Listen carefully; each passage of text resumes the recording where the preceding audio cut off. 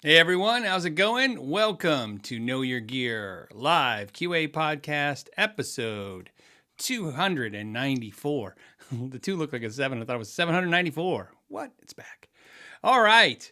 Let's get into it. Hope you guys had a good week. I'm trying to get something to there. Stop doing something. All right. As always, thank you guys for joining me this Friday, and we have it's a holiday weekend for a lot of us. So I hope you guys are about to start a great weekend. And I have some cool stuff to talk about today. I'm sure you guys have some guitar stuff to talk about today as well. And where should we start? Usually we start with the early riser questions. I think I'm going to start with this and then mention it later in the show too, because there's 200 of us here and there'll be probably another few. Let's start with this. My wife, I told you guys my wife is amazingly taking over Instagram. So she runs the Instagram. Now I'm on the Instagram. The way I say that, on the Instagram. Anyways, I'm on Instagram. She kind of she's just managing it. She's like, hey, could we do this? Or hey, let's do this. So one of the things she's doing, which is pretty cool, is she is working out arrangements with companies to do giveaways on Instagram. And this is because even though when I do my giveaways or done giveaways on the YouTube channel, I've done it through King Sumo, which is off of YouTube. The scams on YouTube seems to be a problem, and it seems like invites more scams the more giveaways you give on YouTube. So what we're doing is basically housing the contest portion of this off of YouTube. So in other words, we're talking about it here on the show, but you're going to do it through Instagram, and it seems a little less risky that way. And that's why we're doing that. But more importantly, the giveaways are going to be pretty cool. I mean, obviously we did the StewMac tool giveaway and a Zoom call with me going through the tools. There's an actually really cool, I haven't even told you about this giveaway. There's a really cool one in February. That's really unique. And a lot of these are not just like, hey, we're going to give away this product that companies have. Every single product that we give away will be special. It'll be something unique or cool about it or different, something that's not just like, hey, here's a 10 packs of strings, or here's this Squire guitar that you can get at any Guitar Center. But something to mention too, a lot of you guys say you don't like Instagram. I understand that. And we'll try to do other stuff outside of Instagram too. One feature we've integrated, which is really nice, is all of the patrons and the members of this channel. You can't run contests for just your patrons. You can't do that. But what we can do is when we run contests like we are now, where it's open to the public, of course, on Instagram, we can automatically populate in all of the members. Like we just enter them for them enter them for them. So, all right. So what are we doing? What's the giveaway? Well, today on Instagram, if you were following Instagram, you just found this out like minutes before the show. And there's a little scanny thing somewhere on this screen right there. You can scan it with your phone if you're watching this, or if you're watching your phone. This is what we're giving away. We're giving last year. Remember we did the limited edition KYG, the Know Your Gear Zither stand last year that you guys could buy, and we said we would never do that that stand again. Well, we're holding true to our promise. We're not doing that stand again. What we are giving away is a beautiful, beautiful Zither stand, a $200 guitar stand. As you know, it's my favorite stand. It's the only guitar stand I use, and this one has the Know Your Gear neon sign laser etched into the wood. And something that's really cool to know about this particular stand is that this stand, although the last one, the one that had the stick figure logo stand, was limited to 100 pieces. I actually think we did 106 because I think we did some promotional ones where I gave some away, and then we only counted the ones we sold as the 100 we sold. This one, you guys didn't know because no one would know this. This one I had made for just some special friends. And I bought these off Zither, and I sent them to, I don't want to say, just say close friends were sent one of these and not just close friends, just people that I have close friendships and business relationships with, just something like that. It was just a nice gift. And so I had these made, and I have one. So what's nice about this is you'll be able to win this stand. So, and when I say this one, you're not going to get this exact one. You're going to get the one that Zither's going to stand you. They're going to make one and send it to you. This is just for illustration purposes. So there you go. You can enter, and I'm going to pick the winner next Friday. So, or my wife's going to pick the winner. Somebody's picking the winner next Friday. But I'll announce it here on the show. So I hope you guys win as well. All right. So It's cool. It's a $200 guitar stand. So I know some of you guys bought one last year, and you can get a different one now. And then some of you guys who didn't buy one, you can win one now. So there you go. And this will be a thing just going all the time, including, I feel like this is announcement time, so I hope you guys are okay with that. We are now working out some deals with companies where the deep dive videos, the goal is to get as many of the what do you call that? Co-op. I guess I call it co-op or sponsored videos. In other words, when companies send us a guitar for deep dive, we're going to try to figure out a way to get, my wife is actually doing this, figure out to where after I do the deep dive for that guitar, a lot of times, those guitars get sent back to the companies. Sometimes they let me keep them. That happens sometimes too. We want to do giveaways with those guitars because they're special. And my wife actually did this, which is really cool. She created this whole certificate. She's drafted a certificate and everything because she doesn't want to just pick the winner and give the guitar, the person that wins the deep dive guitar away. You're gonna get a special certificate and stuff. I know that sounds silly, but I thought it was cool to say that basically this was the one in that video and then tie it to the video. So that we'll be doing too. So that'll be going on forward. And our goal is to do 2 of those a month. This is all in 2023. This is something we've been working on for a while, and I'm announcing it now because you guys are the people that announce it to. All right. There you go. Ta-da! That's my announcements. Okay, we probably should talk about guitar stuff.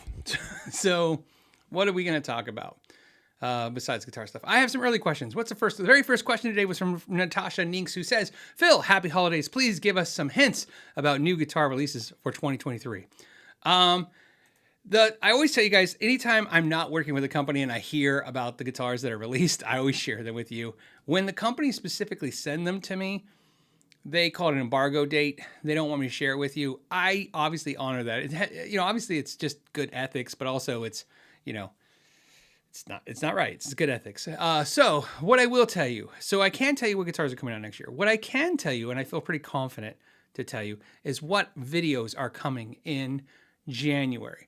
I feel that's dancing the line of, hey, I'm telling you guys, but not violating a trust.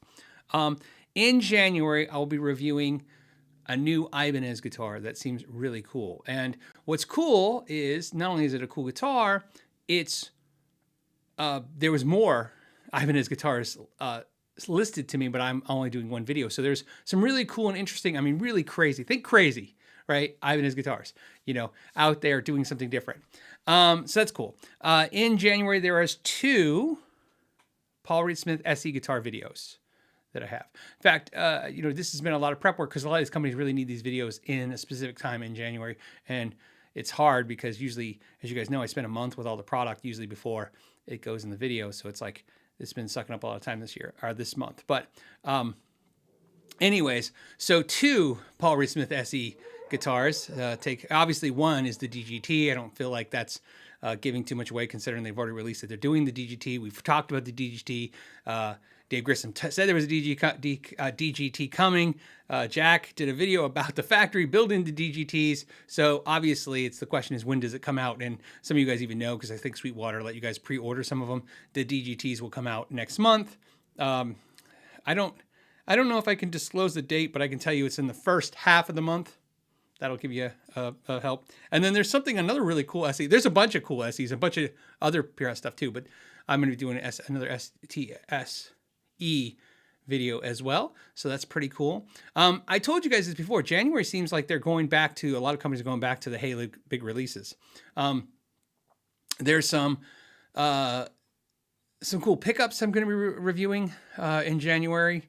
What else is in January? There's a lot of stuff. I'm booked solid through January. I'm usually booked ahead anyways, but this is like, I have an overage of videos. In other words, more than I normally do. And so we really are nervous about making sure those get done. So there you go. And Freaking Believer says, my Zither stand must have gotten lost in the mail. Yeah. Like I said, when I said I sent them to people, the best way to explain it is I have friendships, but I have business relationship friendships. And I wanted them to have something a little special. These are usually people who do something really crazy. Like, I'll give you an example. I'll just tell you so you know. An example of somebody. So one of my friends is Larry DiMarzio, obviously from DiMarzio Pickups. We have a very, very good friendship. We talk on the regular pretty often. And he does something super nice for me. In fact, now it's a tradition in my house. It's tomorrow we'll be doing it. I'll share. I think I can share on my phone when I say that. I didn't download or anything, so I will try my best to like see if you can see it through the phone. Sometimes it's a little bright. There you go. See that? Larry sends me. I mean, he sends other people too. He sends me. This is what I'm showing you guys. Look at that. I don't know why. I feel like there you go. There. It's a ham and wine. No, it is a charcuterie board of very beautiful hand-selected cheeses and meats and all kinds of things. And of course, beautiful bottles of wine. And Larry hand picks these out from a special shop that he loves, and he sends them to me. And we have every Christmas, the weekend usually before, like tomorrow, because of the way the Christmas land on, we have a couple friends over and we partake in this beautiful, amazing gift. And it's always next level stuff. And what's in there is crazy. And the amount of money he spends is crazy because he's just really nice. So of course, last year I wanted to give him a gift, so I sent him a stand. See, I was like, what should I send him? And he has that Know Your Gear stand in his studio. So that's like what it is. It's more of just, I just don't just send the gift. It's like more of like, I have these friendships and he's just doing this thing that I don't know what to get him back. So there you go. So there you go. Yeah. I know. I love all the charcuterie board comments. Yeah, it's the crazy name. We just call it charcuterie board or something like that. There's this one cheese, I get sidetracked. There's this one cheese that he puts in it and it stinks so bad in the house. Like as soon as you open it, it stinks, like the whole house like kind of stinks a little bit. Not really, that's exaggerating, but the kitchen stinks a little bit. It's the best cheese I've ever had. Everybody, we all love it, even though we're like, I don't know what it is. All right, so I just share a little bit of that with you. Brian says he just got himself a set of Super Distortions in the 36th anniversary PAF. The Super Distortion is his 50th anniversary. There you go. Think about that. Let that sink in, everybody. The Super Distortion is 50 years old. So there you go. Okay. Let's get to the first question. What was the first question? Oh, telling us about guitars for next year. So that's pretty much what I'm allowed to say, is that obviously we'll have some SEs on the channel next month. We'll have some Ibanez's on the channel next month. And I would imagine from what I've seen from a lot of companies, obviously another guitar is coming next month. And I can't tell you about that one, but I've been leaking it. I'm looking at it right now. It's on the other side of the guitar. Isn't that torturous what I'm doing? If my camera is now set up in a different way than it was before. I used to be able to turn it. I can't turn it now. I would actually turn it and let you see the corner of that guitar or something. So that's, it's a new brand you never heard of, new guitar, new concept, kinda. There's no new concepts anymore. So that's pushing it, isn't it?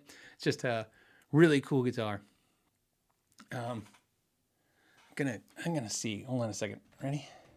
I can't. Oh, look, you can see the corner. Look at that. That's what you're seeing so far. That's all you get to see. I've shown too much. I will now, look what I did. Just make a mess. There, we'll just leave it there. I have now, so you guys know, for you guys, even though that's all you saw, I will, if I'm not here next week, you'll know why. They came and got me.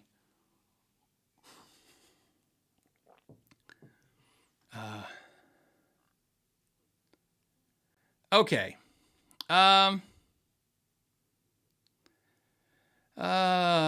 Righty. What else do we got? Oh, another big announcement. There's a big ahead of time announcement that's actually in February that I can't announce because it's me. It's like I'm allowed to talk about it. As you guys know, I have the Blackstock pickups and we make the Northern Lights pickups. We're working on and finishing up an idea to make a limited edition run of those pickups of 1,000 pieces at $99 through some kind of cool arrangement. So that's a precursor, but I'm really curious. Let me know in the comments if that's something you'd be interested in getting, because, as you know, I'm really focused on taking that pickup and not compromising any of the quality, but also making it not crazy expensive. That's like the thing. Well, I've really jacked up my camera now, by the way. I was just looking at it going, I feel like the camera's, I told you guys, it's on a hard mounted thing. I shouldn't have messed with it. Yeah, it looks like I'm sinking, because I am sinking, because the camera really It's on this hard mountain thing. I had to change it ever since I got a new computer. So, all right. There you go. Much better. And that's why I don't touch the camera. Okay, we got to get back to guitar questions. Dan said, "Hey Phil, I love the chats. Did you see the new Kiesel releases today? Multiscale tremolo with swirl paint. Any thoughts? Obviously, I will go to your website and take a look. I've already looked, obviously, because I saw the early question. Let's share with the web. Here it is. This is what they're doing. And this is also limited edition, I saw. I would imagine, because those swirls look great. Obviously, fantastic idea to do swirl guitars. I'm a sucker for them. As you guys know, I have a swirl guitar. It's behind me. You can see it right there. You can see the green swirl. Love the idea. I don't know what they cost. I don't know anything about them. I would imagine the one thing I can caution you guys, if you want to do swirl guitars, is you have to go into it knowing what you're going to get. And when you see swirl guitars, one of the problems with them is, which is probably why they're doing a limited edition run, is, you know, you see a picture one, you go, that's beautiful. But the odds of that one getting one like that, they're always going to be so different. So you have to kind of go in with the mindset of what I get is what I get, right? Because I'm sure, you know, they're always going to be a little different. But yeah, some of those colors, right? Yeah, you guys are like, Oh, and Chris, thank you for that. He says, Chris says, I watched the Kiesel live. Those swirls will be $600 for the finish. They have 6 different color schemes. $600 for that is a deal. I paid more than that to have my guitar swirled 10 years ago. Not much. I think I paid $700 10 years ago. So it's worth it. It's worth it. It's not a, if you guys, I'll link it in the description right here. There's a great video on YouTube. That's how I got mine swirled. My buddy who builds and repairs guitars, I said, hey, because he paints guitars. I said, hey, have you ever done a swirl? And he said, no. And I found a video on YouTube of a guy showing you just how to do it. Sent it to him. And he watched the video and he just did it. So I was like, all right. And here's what I know. He said it was kind of easy, but also I noticed he never wanted to really do it again after he did a couple.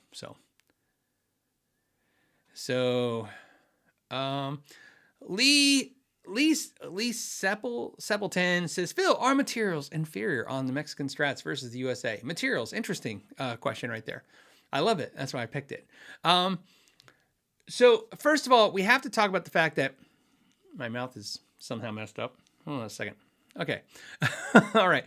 We have to talk about the fact that there are different versions of the Made in Mexico Strats, just like Made in USA Strats over the years. And so you have to find, there's a 2010 like cutoff on the Made in Mexico Strat, maybe a little earlier than that, where they changed some of the stuff.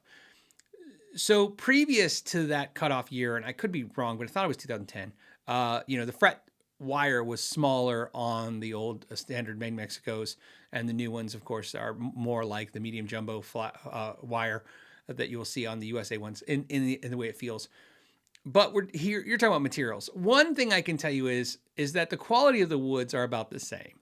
Sometimes you're going to have more piece bodies than on the Made in Mexicos than you do the USA ones. That's a really hard argument that everybody has. You know, this whole, does one piece of wood sound better than 2 than it does the 3, than it does the 5? I have no idea. None. I don't even know or want to be in that argument. I don't care. That's why it's hard. It's the hardest argument to have is one you don't care about. I don't care. Like, for instance, under any of these expensive guitars that I'm pointing at right now, if underneath that paint was a 5-piece mahogany body, I wouldn't care. I mean, I'd question why it costs so much if they couldn't use a bigger piece of wood. But usually, to me, there's a difference between, it's expensive, so obviously it should have more things in it that are expensive, like obviously using a bigger piece of wood than a bunch of smaller pieces of wood glued together. Of course, it's more expensive to use a bigger piece of wood, so of course it's going to cost more. So I don't really want to see a expensive guitar with a multi-piece body, but I really don't care. Like I said, the argument, of course, for some of you is that may not know because you may have sanity, and is that hey, the vibrations don't transfer through glue the same way they do through wood. And I'm like, Those are all great arguments in the acoustic world, but in a solid body world, I just can't get there. So if you tell me that the Made in Mexico guitar is subpar in the body because it's a 3-piece body or a 4-piece, or versus the Made in USA 2-piece body, I just can't get there. You know what I mean? If you tell me that it's cheaper, yeah, it's cheaper. Cheaper meaning less expensive to manufacture, to do. Yeah, of course, you could take touch, right? I mean, think of this as, it makes total sense. I mean, obviously you use sawdust and glue that together, make particle board. That's even cheaper, right? That's a lot of pieces of wood if you think about it. So yeah, a 3-piece body, 4-piece body of wood, it's less expensive. So, and that's reflected in the price. But in the quality, like on stage, to be like, man, this doesn't ring through like the other ones, I don't know if I'm there with that. And if it does matter, like I always say, it's the percentage game. How much percentage is it different? It's going to be small, and I can compensate with some pickups or the amp or whatever. So like I said, when you ask the question, are there less quality components in the Made in Mexico guitar? Not really. I mean, think about this. They used to be, the Made in Mexicos used to have American-made switches and potentiometers in them. They don't anymore. They have Made in Mexico potentiometers, and I think the switch is also made in America, but Made in USA, or Mexico, but it might be Made in USA now. I don't remember but I can tell you this: the electronics that are in the USA ones are the same ones as the Mexico ones now. So it's just not there. Like I said, Fender really specifically, its attention to detail. The US ones get, and I like this. I've been to so many factories, and the way the factories explain it is the best way I've heard it ever, which is the more expensive guitars have more hands on them, right? Think about it this way, and this is such a pragmatic way to look at this. Let's say a guitar takes 16 hours to manufacture, right? I'm just throwing out a generic number, but I just want a generic number. What if I told you an expensive guitar has 9 hours of hand time, a person working on it, and 7 hours of machine time, in other words, CNCs and what have you. And an inexpensive guitar is the opposite of that, or maybe even has 10 hours machine time and only 6 hours hand time. That's basically what I've learned going to the factories. The hand time costs the most, and because it's slower, it varies in quality because it's human, and so more expensive guitars tend to have more hand time on them. That's the best, most generic way to think of that. So obviously, the first thing that's going to differentiate a Made in USA guitar from a Made in Mexico guitar is that one factor. Same thing with the custom shop guitars and so on, right? It's more personal time with the instrument, whether the time spent with the setup part of it or what have you. So I don't really think so. There are some more basic things, like obviously sometimes the blocks in the bridge are different. One's more of a cast block of, just generic metal, and the other one's like a brass block on some guitars. There are things like that, but overall, quality materials are not hugely different in the two guitars. They are just minorly different.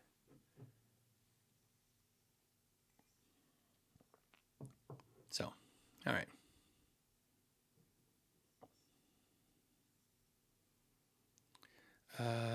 Let's see. Brian says, not always though. My Fano was made by one luthier start to finish. I don't know. I've never been to Fano. They invited me in the shop, and then they didn't invite. It's like they invited me, but then they didn't follow through, and I followed through. So I don't know. I've never been in their shop, so I don't know if they're all hand time on their guitars. I don't know if they CNC out the parts or whatever. If they CNC the bodies and then assemble them, or how they do it. I don't know anything about it. I'd be really shocked if they are using a pin router, but they could be, right? But even then, that's not hand time. That's still a machine. It's just a hand guiding the machine, but it's not like a controlled CNC machine. So, I don't find that to be better. That's just so we're all on the same page. There's no argument I have that the more hand time on building the guitar is better. I think a machine should build the guitar, and then you use the skilled labor of hand workmanship to basically fine tune it, sand certain parts, polish certain parts, basically do the detail work and get that out. But the core of the guitar can be done faster. Here's why I say that. Again, watching factories. One thing that's nice is there's a couple benefits that's really important to acknowledge when you talk about the CNC machine and building guitars. Yes, it's not just because it does it exact every time. That's a benefit.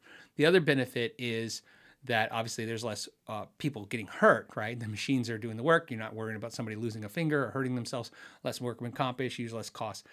Also, because the machine can run consistently all the time, it can basically cut down the cost because it's more efficient, making more bodies and necks. But the last thing, the thing that adds to the quality more than anything else is that what I have watched personally over many years, over many factories and many shops is I have noticed one of the big differences between the more mass-produced style of building versus the more hands-on style building is when there is a defect in a guitar in a mass-produced shop like Fender, I have watched them just discard it.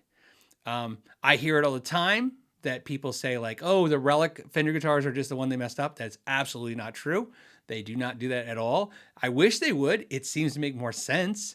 It makes more sense that if you had a Fender guitar Strat body and it got chipped by the router, that you would literally just turn that into a relic guitar. That's not what they do. They throw them in a bin. I actually have pictures that I was told not to disclose with people when I was in the Fender factory, where pictures of Wolfgang bodies and Fender bodies that were being thrown in these bins that will then at the end of the day be thrown in the trash.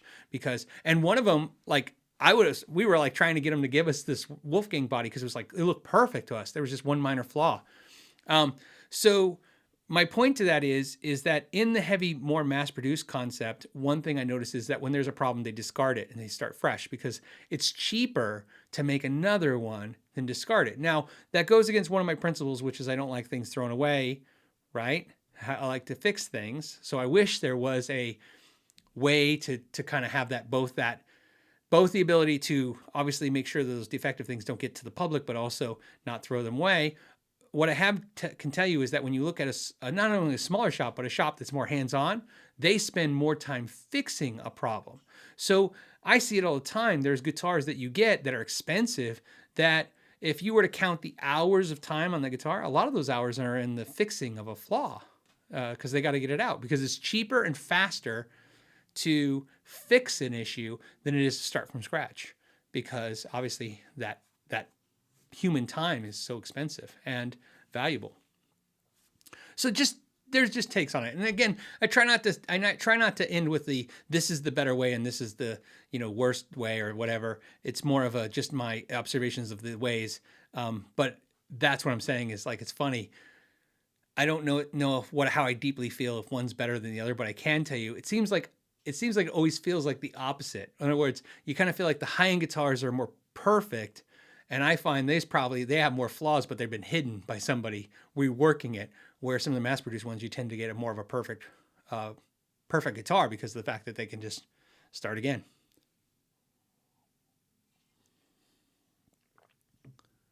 So, let's see. Okay, hold on a second.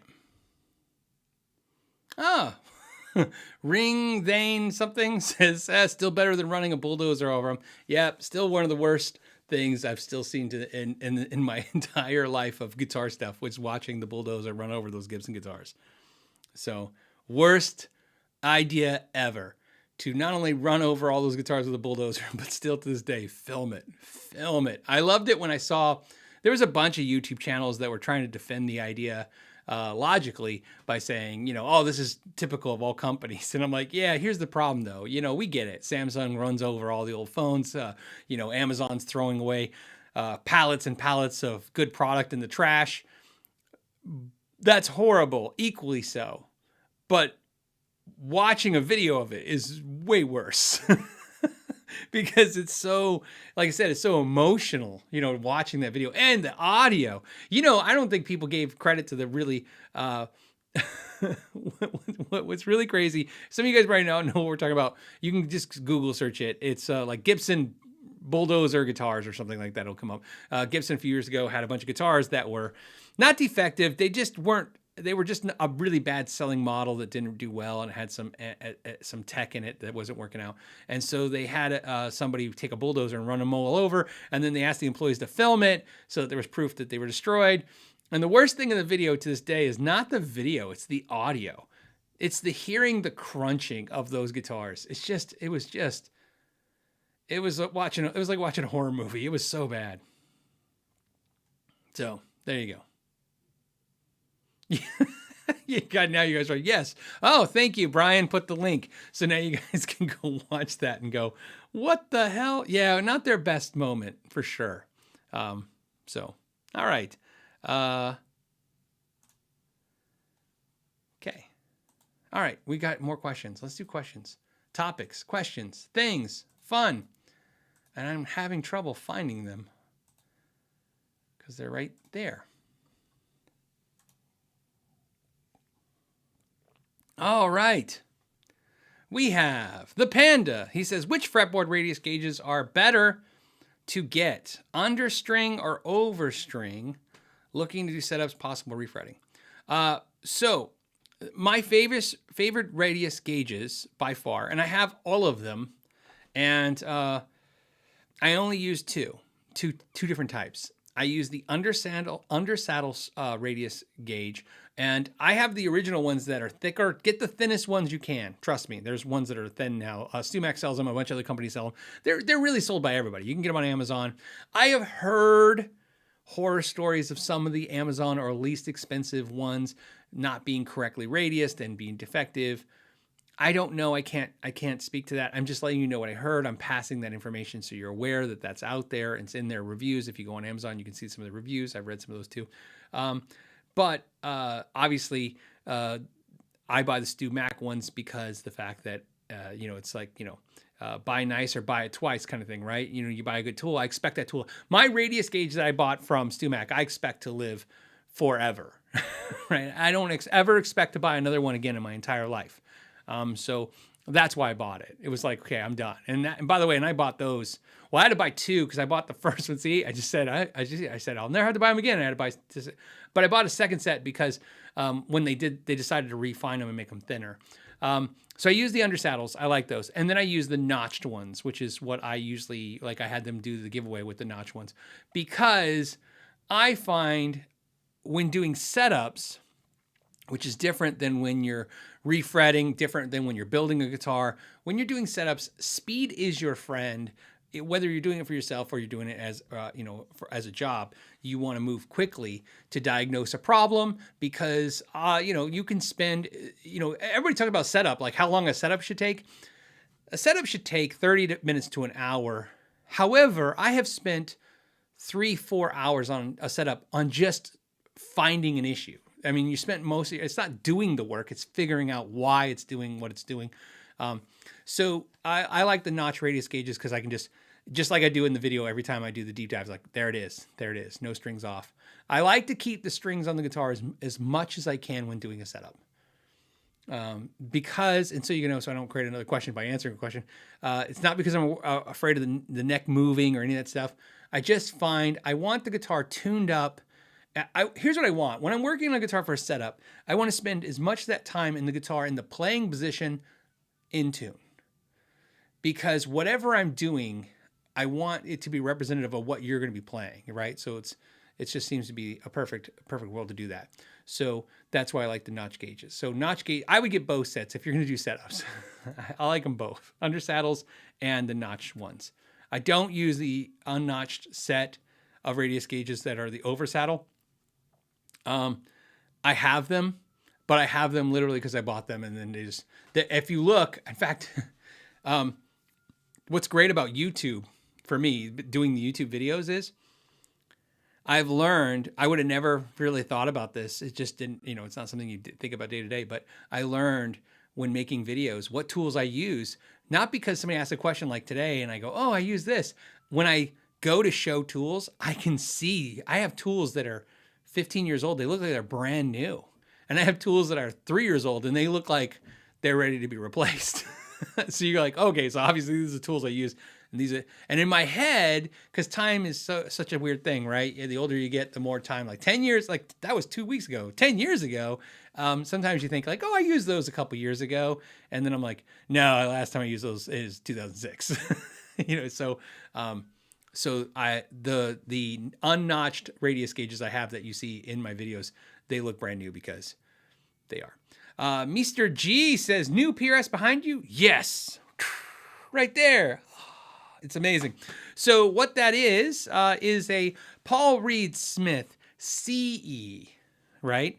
Bolt-on neck, 24, semi-hollow in McCarty burst, which I think my buddy Eric said, is that lemon drop or something? I would have thought it was lemon drop too.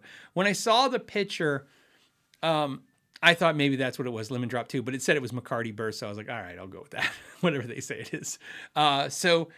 Yes, that was my latest, most acquisition. I mentioned when I did my year in review, 2022 review, that I reviewed the Custom 2408 S2, which I absolutely loved. However, I wasn't a huge fan of the color, and the guitar in itself was like, it was good, but it wasn't like, I just wasn't bonding with it in any kind of way. And one of the things that I try to do is when a company, like what happened with that guitar, they left it. PRS sent it, and then they're like, you can just leave it. That was a B stock guitar, so it had a couple flakes in it. They didn't say that. I talked about that in the video, that I kind of felt like it had some issues. And sometimes that's what they do. They send a guitar that maybe it's not a B stock per se, but it's like, something it's not perfect, and that's a perfect guitar to send to a YouTube channel or to an artist, because then that way they can get some marketing out of it, and because what else are they going to do with it? They can't send it to a dealer like that. So, and then Sean's asking if it has the pattern thin neck. Yes, this has the pattern thin neck, which is why I wanted it, because of the same with the S2. So what happens is when PRS left the guitar behind, what I tend to do or try to do with a guitar like that, when a company leaves you a nice guitar, the inexpensive guitars are different. They're different things. We can do giveaways with them. We can donate them to charity. Sometimes we'll just sell them and flip them and put it into some more product into the channel. But when a guitar company leaves a more expensive guitar, the intent is to get you to keep using it so that they can get lots of promotion out of it. So obviously they sent it, and I knew I was going to do a deep dive with it. But I'm sure the end goal was that you would start seeing it in a lot of videos with me, right? And so one of the precarious places you get put into when you do this gig is you go, okay, well, they sent you an expensive guitar. I mean, that guitar was $1,900. And you're like, what do I do with it? I don't really see myself playing it all the time, and I don't really think they would appreciate if I just ditched it and flipped it into like, oh, everybody, I got 8 Squires to review this. So what I do sometimes with that is I go, okay, let's go ahead and sell it. So I put on Reverb. One of you guys bought it. And then I take the money and I bought that. And I bought that from Wildwood Guitars. After I told everybody the story, the Wildwood story, I go, I just had to, after the show, I was like, I went on their website and I was looking, and I go, oh, that's what I should get, the bolt-on. I love the bolt-on, and it's it's 6 pounds something. It plays great. It came perfect. It just came with the playing amazing. I did switch the knobs from clear to brown. I will do a video about it. Obviously, I already put my strap locks on it. I've been really wanting a CE. I had the Reclaim CE, and it just it was beautiful, but it wasn't jiving with me, and just wasn't bonding. And I went this way, and so that's why I wanted it. And I just something about the CEs. Like I've said this before, I figured this out with PRS guitars. I'm just not the core person. I'm not the fancy. Like I private stock just isn't my thing. I'm more of the CE, S2, SE part. I'm more of the working product kind of thing. What I mean by working, I was going to say working musician, but that's really what I mean is working product. Like I like function. Like this guitar sounds and plays great, and it looks great, but it's not necessarily, like this guitar, if I marked it or messed it up, I feel like, okay, yeah, we can keep going. I don't want to feel like I have to have a case. What do you call that? What do they call that when you have I forget the name or what the saying. A case guitar. Guitar just spends its life in its case. I just don't like that.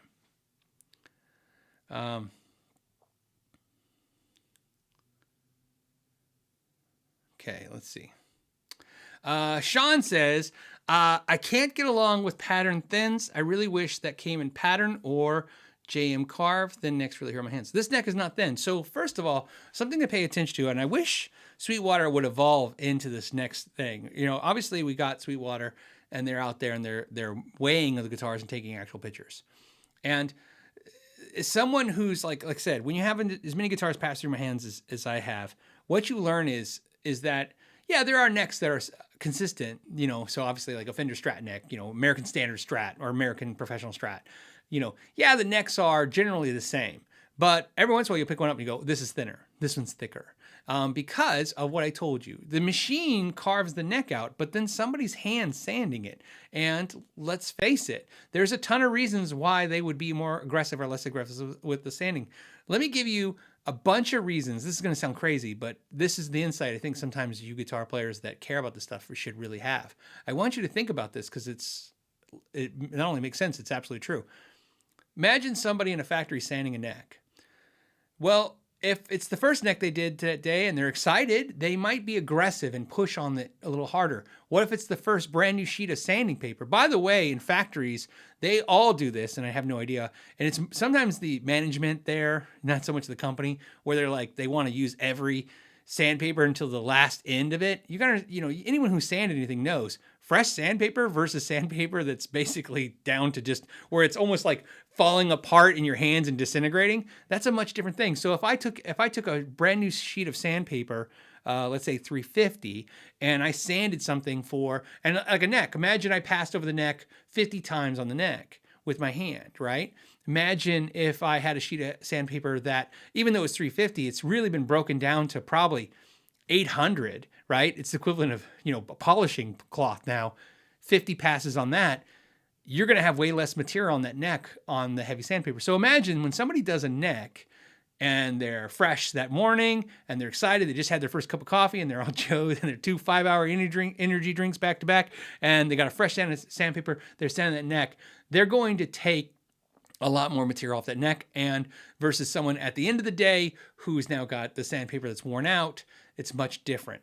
Not to mention, also sometimes there's a little blim in the neck and they kind of got to sand that out. Also, don't forget sweating. Sometimes when you sweat on the neck, if those of us who actually work on guitars, you know, when you're working on a body or neck, you're sweating because it's hot or just, you know, it's work, and you're not paying attention. A bunch of big drops go on the wood, and of course the first thing you're going to do is kind of sand those off, right? You got to kind of sand those spots out, right? Because obviously you can't have like wet spots, it discolors the wood and stuff.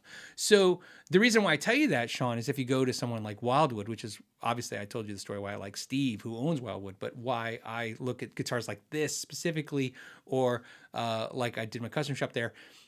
In there, not only do they show you the actual pictures of guitars and the weights, they will give you the neck thicknesses at the 1st and the 12th fret.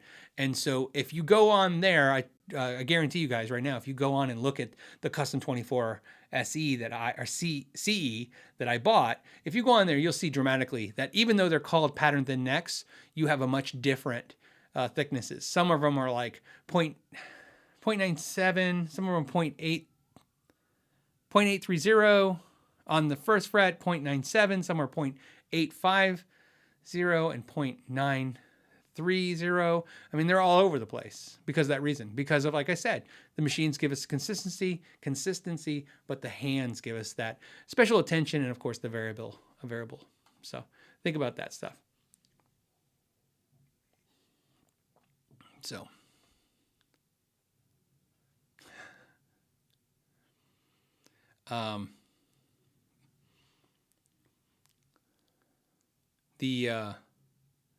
I told you I have a bunch of friends that work at Fender, and during last summer, Fender's air conditioning, actually the summer before that too, their air conditioning in the factory isn't very good. And I talked about that. And that's one of the things that sucks, is that they sweat so much that they have to resand necks. Yeah, it happens. Where obviously I live in Arizona, so it's a thing. It's definitely a hellacious thing. Okay, next question. Next question is from, well, first, Eddie, thank you for the Merry Christmas. Thank you for that. Vimps69 says, Happy Holidays. Thanks for another great year of fun topics and whatnot. Can't wait to see what 2023 brings. I'm super excited about 2023. I kind of feel like, and you know, I don't want to waste time on this, but I kind of feel like most of 2022 this year was prepping 2023. It's going to be it's going to be crazy. I mean, it's because of, during the pandemic, there wasn't a whole lot of exciting stuff to do. We did a lot of cool videos and I was excited about stuff, but there was a lot of stuff we held back on because of all the problems that came with the problems with, COVID in the last couple of years. And now the channel, I've been positioning the channel in such a way that it's just with the help I have now, with everything I have now, I'm really, really stoked. Like I said, it's killing me right now, not telling you guys everything. I'm just like, that's why I want to go to the next topic. I don't want to talk about it. But yes, 2023. If you like 2022s, if you like the channel for this year, you'll love it for next year. It's like, I would say next year is the more. If there was a word to explain what we're going to plan to do next year, it's more. More giveaways, more videos, more types of videos you like, more special products, more. So there you go. Ray says, Merry Christmas. Merry Christmas. DWC says, hey, Phil, ever see a nitro finish react to rubberized type of screen printing on a t-shirt? Hold on. Pretty sure my Les Paul did. Love the show. I've never specifically seen that, but it would make sense. Those things are bad. Nitro reacts badly to a lot of things. Rubber would be one of the worst, which is why if you have a cheap guitar stand and you put a nitro guitar on a cheap guitar stand that's got rubber, it's going to burn it because it's going to deprive it of oxygen, which is going to cause it to get superheated and then literally burn. Like it looks like somebody put a cigarette out in your guitar, and you're like, so that's one of the things. Look, nitro is a weird thing. It's the weirdest topic. I think if there was one crazy topic in the guitar community, it's nitro. Everybody thinks it's tone wood. Tone wood is not the crazy topic. Arguing this wood sounds different than that wood, it sounds crazy. It's not. Some people believe it. Some people don't. We all can be friends in the end. It's not really that bad. Okay. The nitro topic though is crazy because there is a ton of reasons why you don't want nitro, finishes. And there's a ton of reasons why some people do. But what's funny about that is really it's why as an industry try to get away from those finishes. They got away from them because they did a lot of things that everybody hated. They faded, they cracked, they chipped, they burned, right?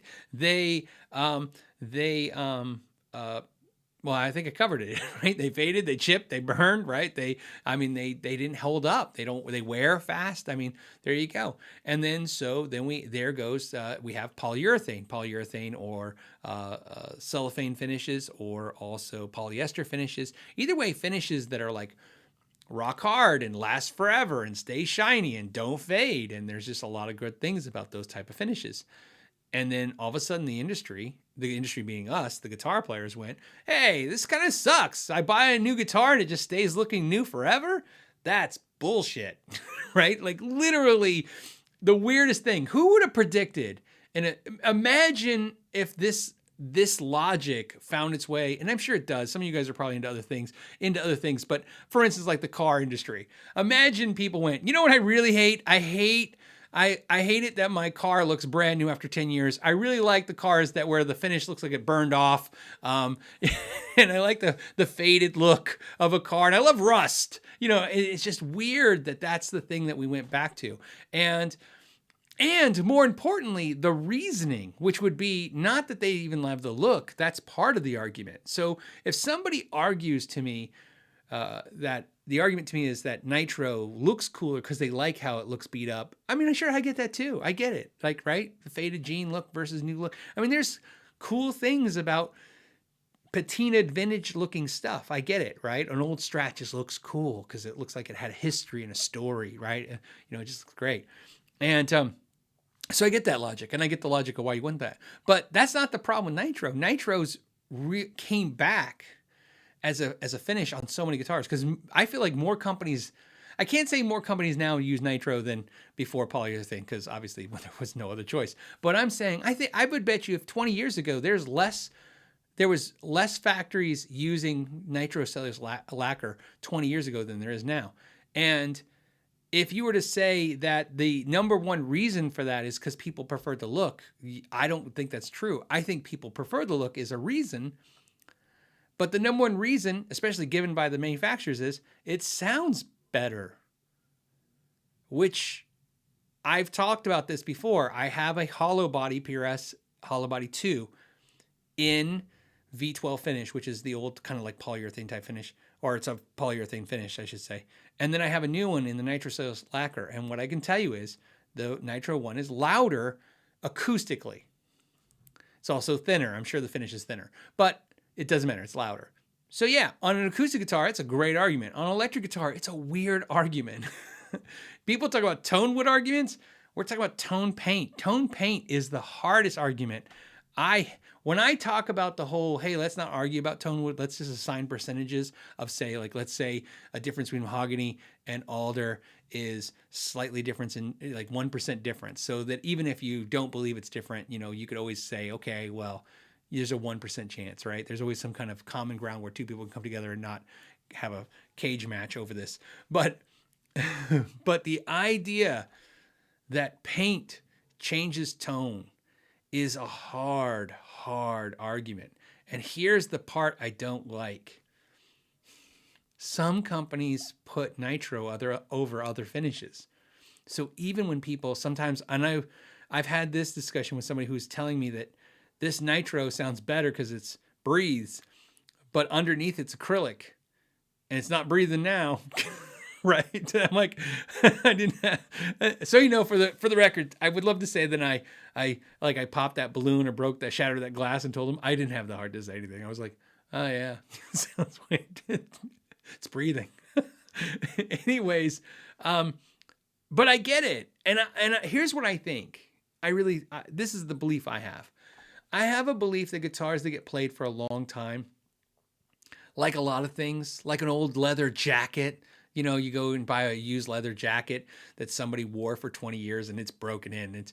Hey, how about this? Like I said, I'm not a sports guy, but I understand the concept of a catcher's mitt. You break it in, right? A broken in catcher's mitt, right? I get the concept that broken in feels cool. Like to me, if I feel an old guitar and I pick it up and it's all kind of just worked in the right spots and it just feels good and the fretboard's rounded over from years of somebody actually playing the damn thing versus just somebody taking some sandpaper and trying to recreate that, there's a feeling there that's just hard. So I understand trying to emulate that feeling. I've said this before, whether you realize it or not, when people say I hate relic guitars, I always go, well, keep in mind, one of the biggest things that are relic is rounded over fretboards and polished frets. That is not, that's not a new thing that harkens to an old thing. It's like, there's no oh, they used to round over the frets, 50 years ago, and now they stopped and now they're doing it again. No, they didn't do it before. What happened was we played them, and then when you bought used guitars, they were rounded over because somebody polished them with their palm. Right? And somebody's physically lost layers of skin from years of playing and polishing the frets and the edge of the fretboard, rounded over. So I get that. I get simulating that feeling, but it's a really weird thing to kind of say, let's simulate the sound. And I like both for different reasons, but I prefer polyurethane. So that's my preference. Is polyurethane finish because I like something to look nice and new forever. However, I also wouldn't. There's reasons why I don't want that too. So, for instance, this Gibson Les Paul is a Nitrocellulose Lacquer, and it's got this old look to it because it's a gold top, and I actually don't mind that. If it was polyurethane, I wouldn't mind it either. But I'd actually be okay if they just made stuff polyurethane but made it look, just color the finishes or whatever, or just make it look the way it's supposed to. Old and faded and stuff. You can mess with the colors, mix colors, do stuff, but just so you know. And then on that same subject, the Panda says, hey, Phil, do you ever, he means me though, Phil, do you ever have issues with your clip locks and the nitro finishes? I have not had any issues with the washers on the DiMarzio clip locks burning or affecting the finish. What I will tell you is there's two washers that they give you when you buy a strap lock, a locking strap from DiMarzio, these locks, the clip lock ones. And one is a nylon washer. That's looks like white or it's clear plastic, but it's nylon is the material, nylon. And then the other one's black and it's just plastic. And I think it's like a PVC plastic. The reason they give you two different washers is because there's a black screw and a chrome screw, and the black screw is bigger, and they made the hole bigger for the black screw, so it has the black washer. It's kind of the logic there. However, what I will tell you is when I put my strap locks on my Nitrocellulose Lacquer guitars, I always do one of two things.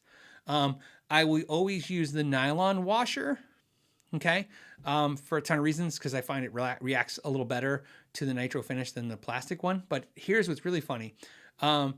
I will usually, if the manufacturer used felt, but a lot of times they don't if it's a nitro finish, I will put I'll put the nylon washer, the plastic, nylon plastic washer, and then I'll put felt underneath it, or I'll just use the felt. But if there's no felt, I use nylon, and I haven't had an issue yet. I've had with the locking straps, I've had more issues over the years with them imprinting into the finish. In other words, leaving a ring from that plastic washer or nylon washer than I have from burning the finish in any guitar, even if it's polyurethane.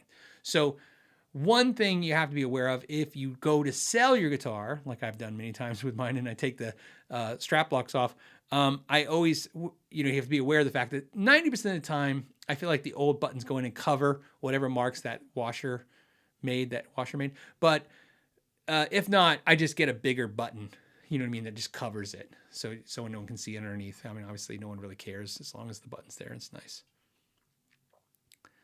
Brian says, so the rubber washer is out then. Yeah, I would not put any rubber directly on Nitrocellulose Lacquer. You will not be happy with the results. So, Luke says steel washers sound better than brass washers. By the way, on a side note, you could use a steel washer or a brass washer. That would probably react better to the nitro if you didn't want to use the plastic. So that's something if you're concerned about that doing as well. The plastic clip that hangs off the strap end on the guitar, I've never had a problem with it laying against the nitro and having an issue. I've never had anything with the strap doing that. But so like people have had trouble with nitro and just leather straps. I mean, nitro there's a reason, like I said, everybody was so eager to get rid of it. It does a lot of things that people don't like. In my opinion, if you get a Nitrocellulose Lacquer, why am I having so much trouble today? Lacquer guitar, you should just accept the fact that it's not going to stay looking nice. And if that's something that's going to bug you, stay the hell away from that finish. It's going to make you nuts. First of all, if you really care about those guitars, keep them out of any light, which means if you have a room like this where I have a window, like a bay window or whatever in this room, you need to keep them in UV protected in a case, like UV plastic case, or you got to keep the windows shut all the time. You got to keep curtains. UV light is going to do stuff to the nitro you don't want it to do anyways. So regardless of what's touching it, just the light alone is doing something to it. So you want to keep it away from that. So there you go. All right, next subject.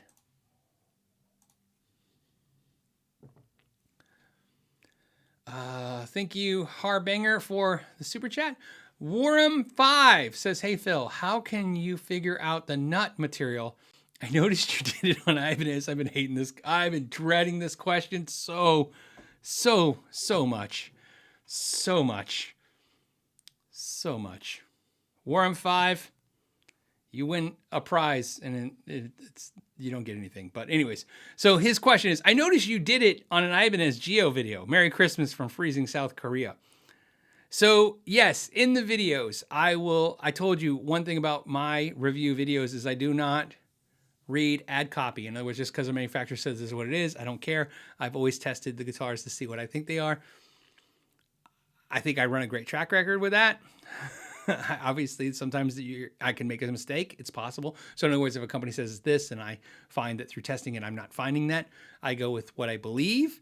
If I feel like I have a moment of like, I don't know, they could be what they said and I could be wrong, I might lean into what they say. But either way, I'm trying to give you my honest reaction to what I think is material. His question is like, for instance, I've done it in a couple videos where I said, oh, this is bone. And then you'll go on their website and they'll say like, this is plastic. Or I'll say, they say it's bone and it's actually plastic. Okay. So how do I test a nut? Now, obviously, like a Graphtec to bone nut. That's pretty easy, right?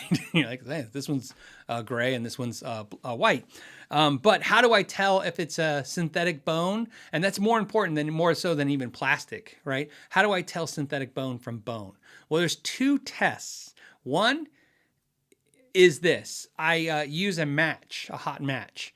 So what I'll do is if I can pop the nut off, which you can most of the time, I will pop the nut off so it's on the bottom. I will light a match and put it out immediately and touch the bottom of the nut.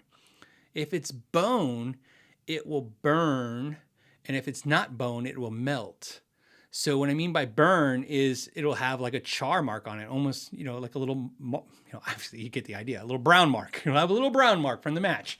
But if it's any kind of plastic material, man-made material, even if it's, there's a synthetic plastic that uses a, what's the material? They got in China, China got in trouble a few years ago, they put it in protein powder and they were putting it in baby formula and killing babies with it.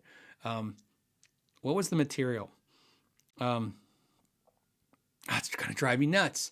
Hope somebody says the answer. I don't know why I can't think of it. By the way, Music Man, melamine. Music Man actually uses that material. So melamine is a type of plastic, and again, I'm not a chemist. I'm not any of those things. I can only tell you just from working on stuff, things I've learned from working on stuff. Melamine's a material that you'll see a lot of times I'll use for synthetic bone nuts. And one of the things about that material, which is why they were sticking it in protein drinks apparently, is that melamine, because it's like from petroleum oil, which is a lot of plastics, but this one in particular, when you test it, it comes up as being like a protein, right? Okay, so here's the important part. So melamine. Melamine is a synthetic bone material, and I've seen synthetic bone nuts made of that type of material, other materials that are very convincing. But if you do the match test, if you take a match, like I said, light it, blow it right out, and touch the bottom of the nut. You touch in the bottom because you obviously don't want to see what you just did. Because you're obviously, you're damaging it. Obviously burn mark or brown mark versus a melt, because the melamine will burn a little bit or melt a little bit. Now, let's say, for instance, sometimes the nut is glued in there, and sometimes I'm nervous because they're supposed to be using wood glue to glue the nut in, and that's if they, just a couple dots of that. Sometimes the 2 dots of super glue is a method. I'm not a fan of that, but I've used it, and a lot of luthiers use it too. In other words, I can tell when a nut is going to pop up pretty easy versus when this is going to take some time, and obviously I'm not here to spend 2 hours to pop a nut off just to tell you guys what color it is. So the next test is the one I'm embarrassed to tell you, which is I bite it with my teeth. I literally, if this was the nut, I do that. It's really easy to figure out. It's really embarrassing because I'm like holding a guitar neck and I'm like, and I won't do it on camera. I'm not ashamed of it. I'm not worried about a meme of it. I just, I don't know. But anyways, that's why I do it. When you bite it, it's pretty simple. Biting a piece of bone is exactly what you would imagine. It's going to be like, it's going to be cold, and it's going to click to your teeth in a certain way. It has a certain feeling to it versus any plastic, even graphite. When you bite on a graphite, it's got a different sense to it, to your teeth. So there you go. And then graphite and plastic. That's a question you didn't ask, but that's another question that I get asked a lot. Like I'll say, oh, this says it's a graphite nut, but it's plastic, or vice versa. I'll say this is plastic. Because remember, it doesn't just go one way. Everybody's always thinking like, oh, they say this great thing and then they give you junk. Sometimes they promised you junk and they give you a great thing because the factories are notorious for like, they got to send out, 500 pieces of something and they just have this thing. And even though it's more expensive, it's cheaper for them to get it out tomorrow than wait a week for those other parts to come in. So sometimes you get an upgrade on a guitar you're expecting. So graphite versus plastic is also very easy. The fastest way for me to do it is hopefully in a perfect scenario, if I'm trying to test it, hopefully one of the slots in the nut wasn't cut deep enough, so I have to do a cut a slot or file a slot a little bit. That's perfect situation because I'll know from that. If I don't, again, I pop the nut off and I sand very lightly, very easily. I sand a little bit of the material off. Graphite will turn to powder. So, and here's what you don't know. Not all graphite nuts are created equal. In other words, some are impregnated graphite. So it's like a plastic with graphite impregnated into it. So when you sand it, you can see immediately the graphite powder, which also has a very sparkly look to it because it's pieces of graphite. The graphite powder will be in the plastic. So the plastic will kind of sand like plastic and the graphite will come out like graphite. And you can see like this is a blend. And they can get away with doing, just like anything, amalgamy, right? They can literally go put more graphite. So there are some nuts that are not solid graphite, but there's a huge amount of graphite in them. And then there's other materials in that too. Like I said, PRS guitars, the core guitars and the S2s that use the polymer with nut are known for using a material that's like graphite and brass. And I even think it has ground glass, like glass. Well, it's all ground. It's like glass, graphite and brass. It's other materials in there that they come together. So like I said, so that usually that's how you test it. You test it by some way of taking off, like some material either through sanding or the burn test, or you just bite on it. And it tells you, like I said, graphite's really easy. If you bite a piece of graphite, it's going to be cold and hard. And if you bite a piece of plastic, again, plastic doesn't hold temperature really well. So if not, so obviously that's really easy.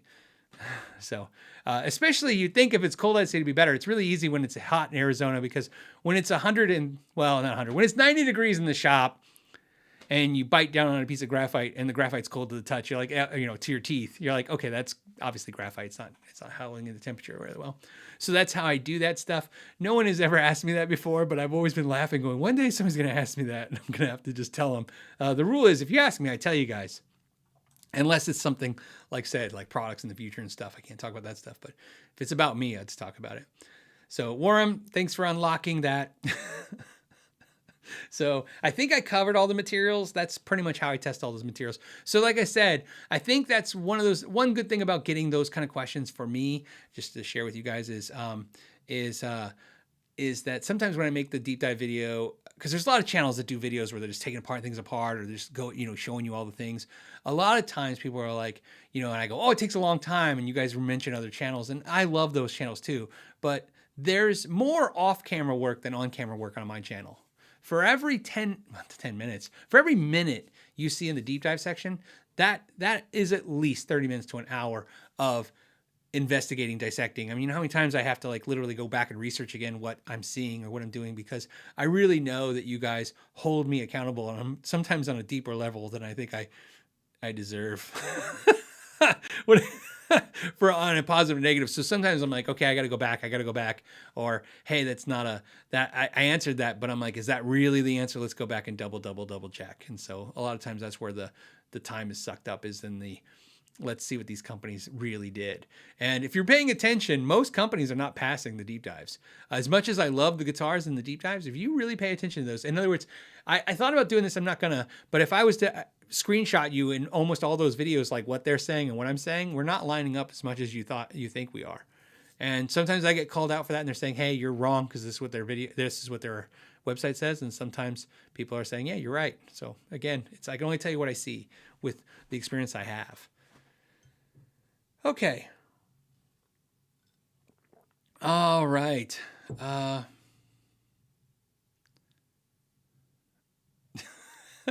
Well, I'm not old, I'm vintage says, I got a toothache just thinking about it. Yeah, it's not, like I said, I also know it probably gives some of you the, ooh, right? Because you're like, he's just biting.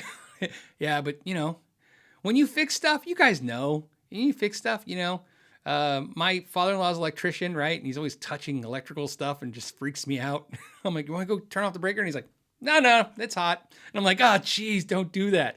That's the thing that happens when you have a trade. You tend to go, I could figure this out, but also that's 10 more minutes I don't have, right? I mean, it's 10 more minutes.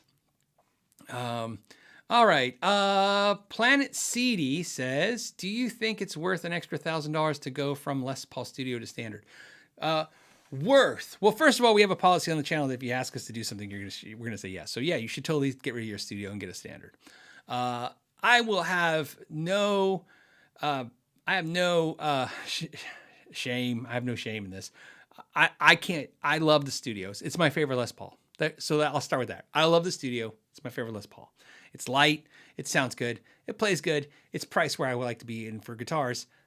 That being said, not having that stupid binding on the edge, screw the whole mahogany with the maple cap. I don't even care about that.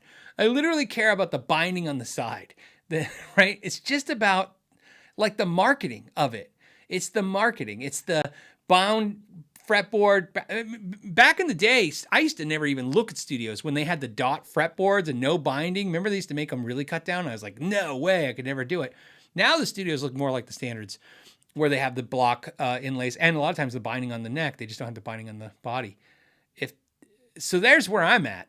I mean, if you're asking me, would I pay $1,000 for a standard over studio? I did, and it's as stupid as what I just said.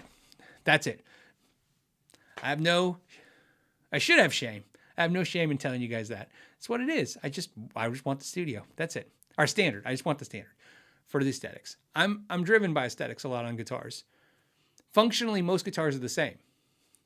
So when people say like my $300 guitar is as good as a $3,000 guitar, they're generally correct. Like I said, the variances are not as extreme as people think, especially when you work on them.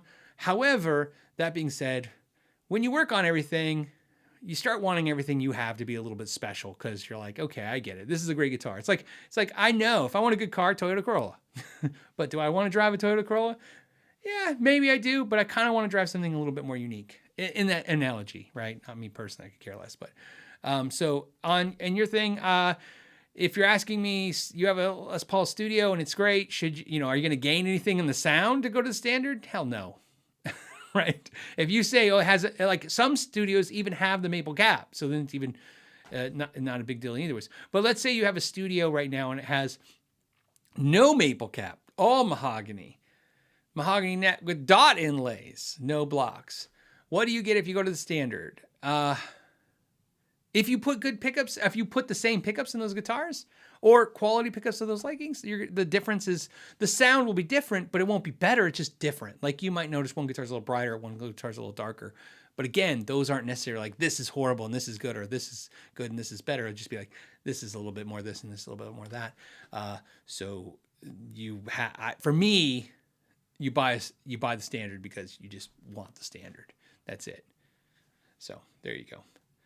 And the reason I also say that is because I can give you all the logical reasons why you should not get rid of a studio to get a standard, but I'm also going to recognize you might be in that same mental trap I am that, for instance, I've always felt like I want, the core custom 24 is the way to go, but deep down I really prefer the bolt-on neck one because I kind of like hey, this has the look, but it has the function I want, which is just this guitar with a satin neck and a feel, which is why when Nathan made me my custom 24, if you really pay attention to what Nathan did, Nathan made me my custom 24 in that video. He really made the CE. He didn't do the bolt-on part, but he did the satin neck, right, is a big part of that. And he put the switching and stuff kind of like the same three-way switch, the knobs just, and on the new CEs, which I prefer to the old ones, not because they're better. The old ones actually are more like the cores, which some people will attribute to be better. I like that they soften the edge on the new CEs. In other words, they thin the body and soften the edge so that the volute cut isn't so high and sharp. If you watch the video where Nathan built that custom 24 for me, he softened and thinned that down too. They took that down. So they made that guitar more like a CE because that's what I like. Okay, so. All right.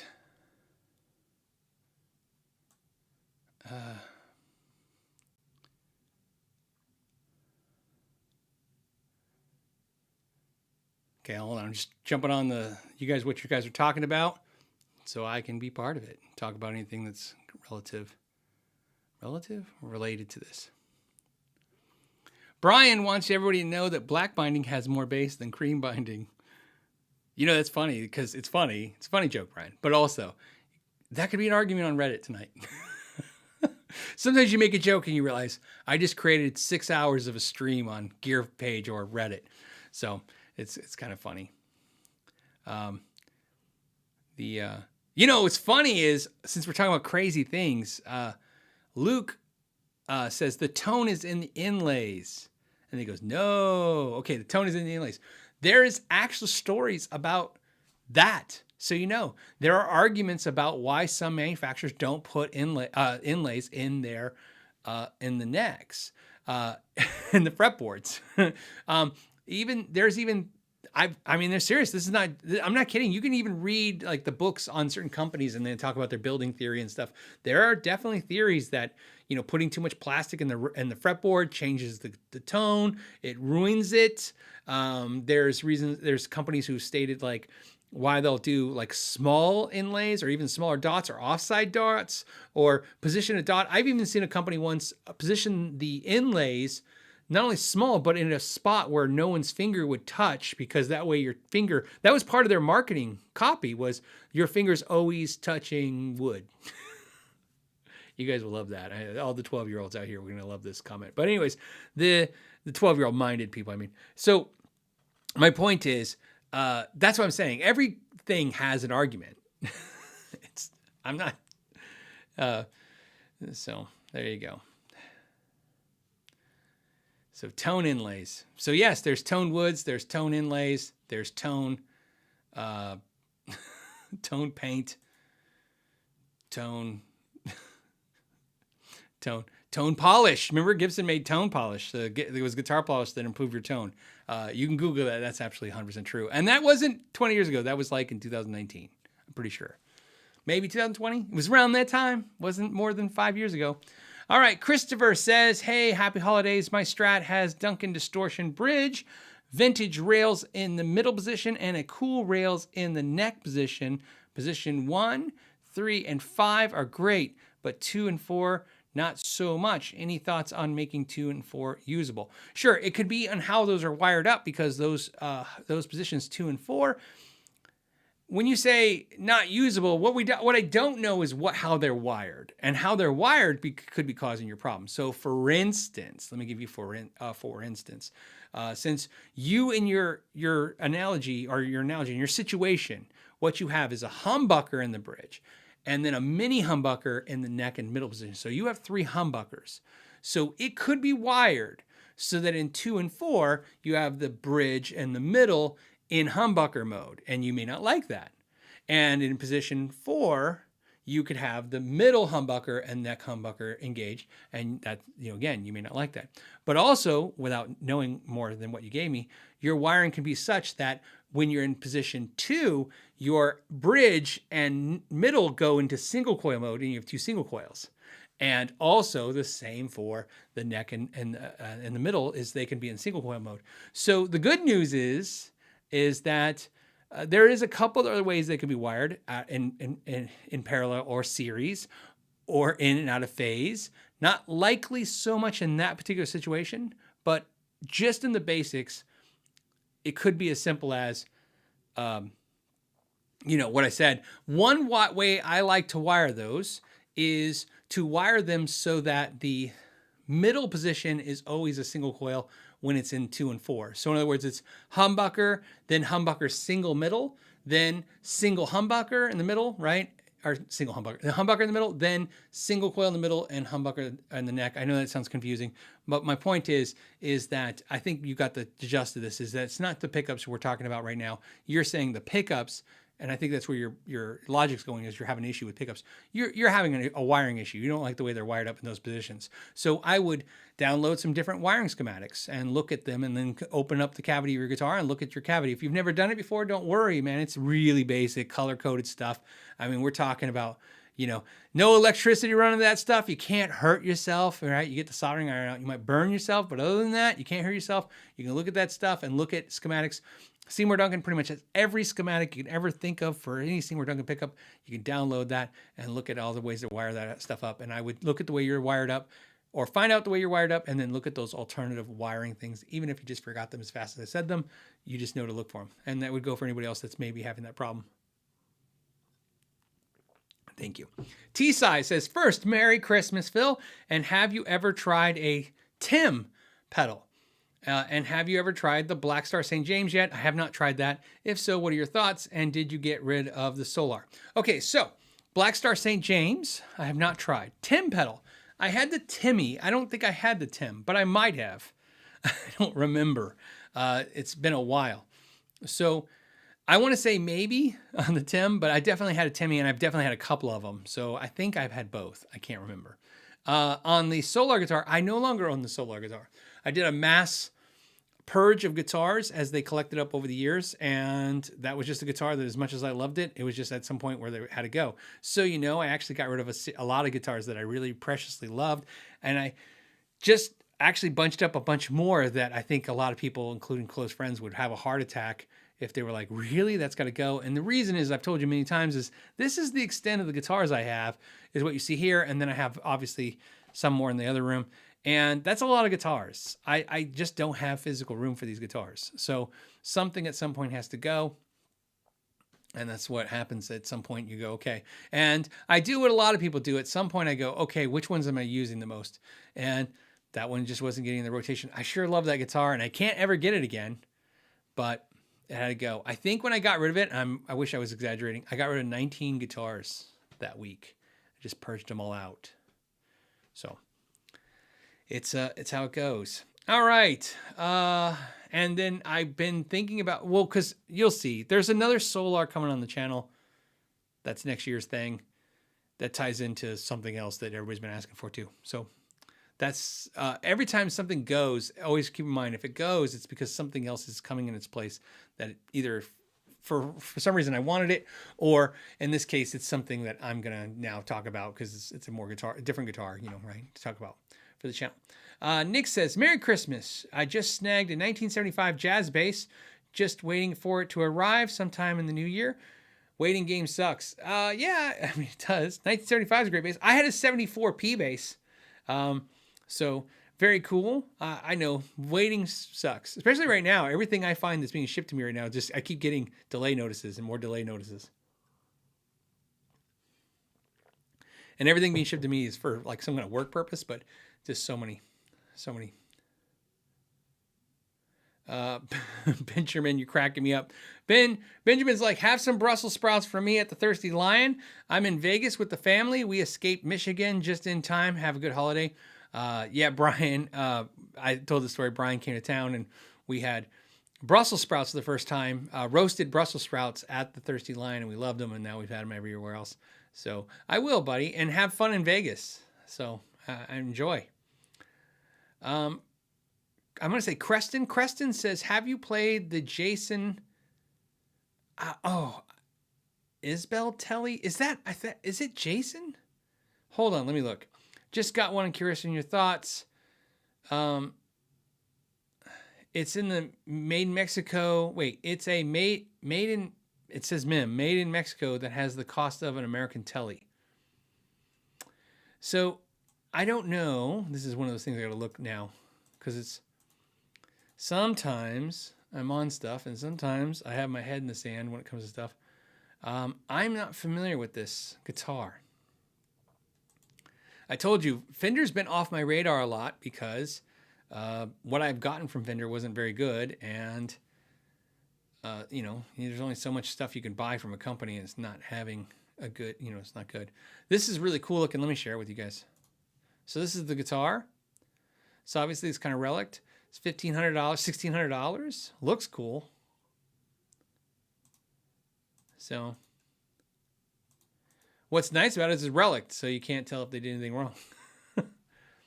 So interesting. I have not tried it. I don't know anything about it. Like I said, I don't get my hands on very many Fenders anymore. So like I said, we all, if there's one thing the whole of this community seems to be agreeing on is that I think a lot of us will agree, like I'm a huge Fender fan. Obviously I like my Fenders, but Fender's had a bad run for a couple years now. And I believe a lot of that bad run has to do with the fact of, they worked their employees really hard during COVID and they try to produce numbers that I think were too aggressive. And a lot of mistakes get through. And that's what happens to brands you know and trust. Somebody said in one of the comment sections, I saw it, they said, Fender is now Gibson and Gibson is now Fender. And I'm like, yeah, I agree with that. Like I was bagging on Gibson's quality before COVID and now I'm bagging on Fender's quality and, and so versus a Gibson. So, and like I said, it might change, but in other words, I'm not saying anything's wrong with that guitar. It's probably fantastic. I'm just saying that's why I haven't really been aggressive about getting any Fenders on the channel. So, but there you go. Litface says, what are the reasons for doing Instagram for someone like you? By the way, last week I was asking for your full moons, that what they are like. Good for an Epi Casino. So what are the reasons for doing Instagram? Same reasons for doing YouTube? I don't know what's good for what's the reasons for doing it? What's the reasons for doing this every week? So it's the same logic, I guess. I don't know. Share information, like I share things with people on Instagram. Like, for instance, last week you guys asked me a question on the show, and my wife's like, you never answered the thing about the Dana Scoop. So we did that and posted on Instagram. I got 25,000 views. So obviously, when I say that, that doesn't mean anything. I mean, I don't get paid for that. It's not like a 25,000 views. It's more of a, oh, okay, so it was interesting to somebody. Somebody found it relevant. So that's why you do it. So that would be the logic to do it. Same thing as this YouTube channel. Same thing as the live show. You know, and same thing with doing YouTube videos. It's sharing information, sharing things with people. I don't know. I think that's one of those questions where, trust me, I could go down a much deeper rabbit hole internally than you can when it comes to why I do any of this. I've been very upfront about this for a while. I had already planned to stop doing YouTube, and I thought it was going to resolve itself before I even planned. So in other words, what I'm saying is I was doing this, and I was like, oh, okay, this is cool. I like doing this. And then I thought, not that I would quit, I just thought it would die, and then I would just go on to, spending the time doing the other stuff. I spend more time remember, YouTube's not the biggest time suck for me. It's the videos are a lot of time, but my other projects that I do are my biggest time suck. So it was I don't know. That's what I said. Every week I stopped doing it now, but it is as recent as in the last, I say a year ago. I stopped about a year ago, but up until about a year ago, I used to always say, this is my last live show. And I wasn't being sarcastic. I was just like, this is going to be the last one. There's nothing to talk about. No one's going to care. And then yet you guys are here and we're talking. So Lit Faith, same thing. And then also, like I said, my wife was willing to do it. That was a big part of it. I didn't have time. That was the biggest thing. Same with Facebook and all the other things. There was this same logic. Patron's a good thing. My wife handles Patron. She handles the majority of Patron for me. She's the one that's like, hey, this person you're saying you haven't responded yet, or hey, this thing's happening, or hey, make sure this gets out, or whatever. Or hey, you might want to update them or something. She's on top of that, and she's the one that gets out the kits and stuff, and she handles that stuff. And one thing I say to her besides thank you, huge thank you for that, is without that, I don't know if I could do it. You know what I mean? It's same with Instagram. I don't know if I could do all these things. That would just be literally, I would just do that. I would just do social media only. And then you get a lot more videos if I did it that way, but I just don't do it. I can't do it. It's too much. No mas. This is the most I can do. And what I mean by that is for sanity purposes. I love doing it, but it can make you crazy, and it will make you crazy, and I'm not going to let it. So I do as much social media as I think we all can enjoy, and not more than I can mentally handle. So Slick Wheelie says, using a Mesa head track to run 2 amps through one cab, what do you recommend to be able to run more than 2 heads in multiple cabs? If you're going to run more than 2 heads, Peter Ahrens does Amp Pete, and that's what I would recommend. He's a genius, and that's the product he would use. I don't use anything other than, I have a radial headbone or whatever. I have it. I did a video on it. I don't really use it because, like I've told you guys, I have a rack of amplifiers, and the rack looks like everything on YouTube. It looks bigger than it is. Like, this room is small. This background behind me is small. The rack that sometimes looks so huge is not very big.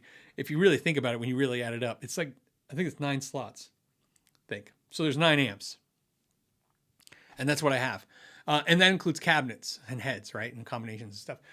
And maybe, one in the bedroom and stuff like that. But my point is, I don't run multiple amps. I only run 1 amp at a time. I don't have a desire to like, okay, and now I play through the Mesa, and now I play through the Marshall, and now I play through the Friedman.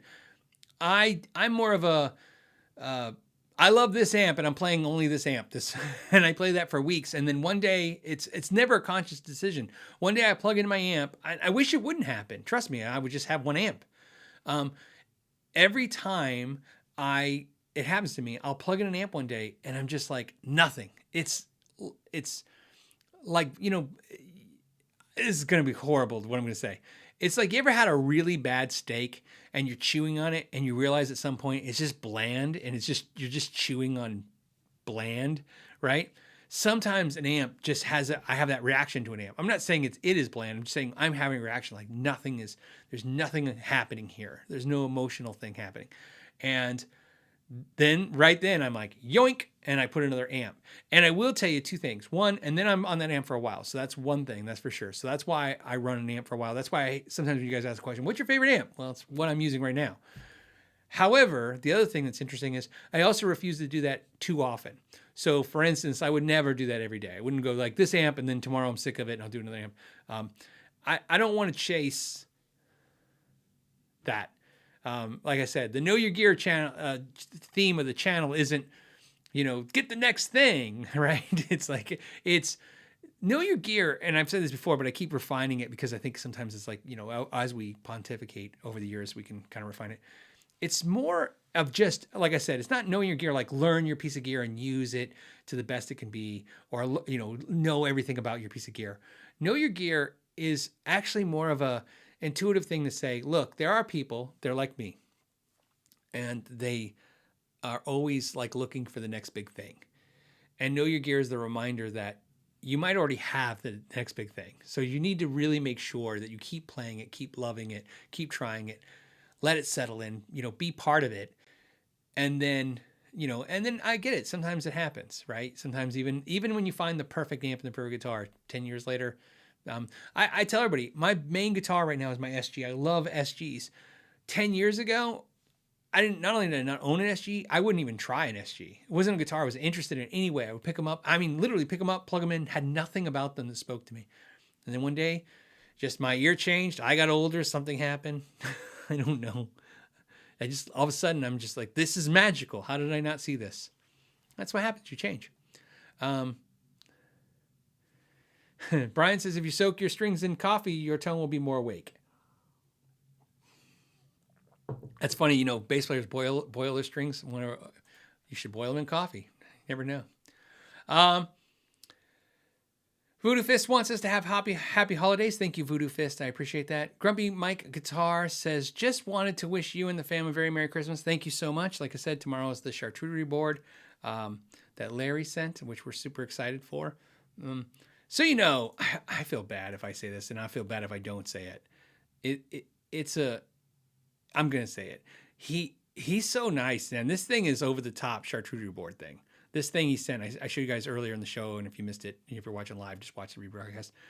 Like, it's these amazing cheeses, these amazing meats and stuff, all from like Italy and France that are just fantastic. And then he sends bottles of wine, and the wines are uber expensive. I mean, this whole thing is a very expensive thing. That's why we make a whole day of it every year, because it is a gift, man. It's a gift. You could take a family to an amazing restaurant for the price he spends for this, and it's all picked by him. And so that's why I said I kind of feel the need to reciprocate. And speaking of, I told you guys, I mentioned twice, so anybody that missed it, and then of course a reminder again, is that on Instagram we're doing a giveaway this week. That's what that little screen thing that I can't point to, that's on that way.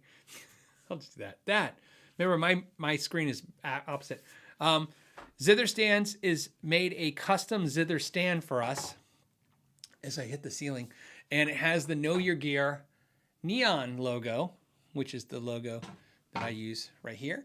And this is not for sale. We might sell one day, but I don't know when or if we ever do that. But we've never sold this logo on this stand, even in a limited edition run. You'll get a stand just like this, and it's a beautiful stand. We're $200. And we're giving it away. You just got to go to Instagram, or if you're a patron or member, you already entered, which is good. And if you hate Instagram, I understand. But like I said, my wife's doing this right now. She's doing all the work, man. She set this up with Tony Zither's wife, who's the CEO of the company, of their company. The wonderful ladies did this. Like I said, all I have to do is hold the stand and tell you guys about it. And you guys can win a stand. And why? I don't know. She said she wants to do this. She said, my wife basically told me, she said, why don't I reach out to companies and we see what we can do with giveaways? And more importantly, and then I responded to her and said, can we do cool things though? Can we do things like the Stu Mac thing where I, which was Stu Mac was doing that promotion, but my wife's one got it, got us on that list. And, where I picked out the tools and I'll do the Zoom call with you guys. There's actually, like I said, there's actually a cool review in February. I told you there's a giveaway in February. I can't tell you exactly what it is, but what I can tell you is that I'm reviewing a new type of pickups, some new guitar pickups, and those will be given away. The ones that are in the video will be given away in February on Instagram with a certificate saying they're from the video and a Zoom call when you get them. I'll help you install them through Zoom, through an interactive call. So you got to thank my wife for all this stuff. Just amazing ways to do this stuff. I obviously would never have the time to do this stuff. So it's amazing that she's working this all out.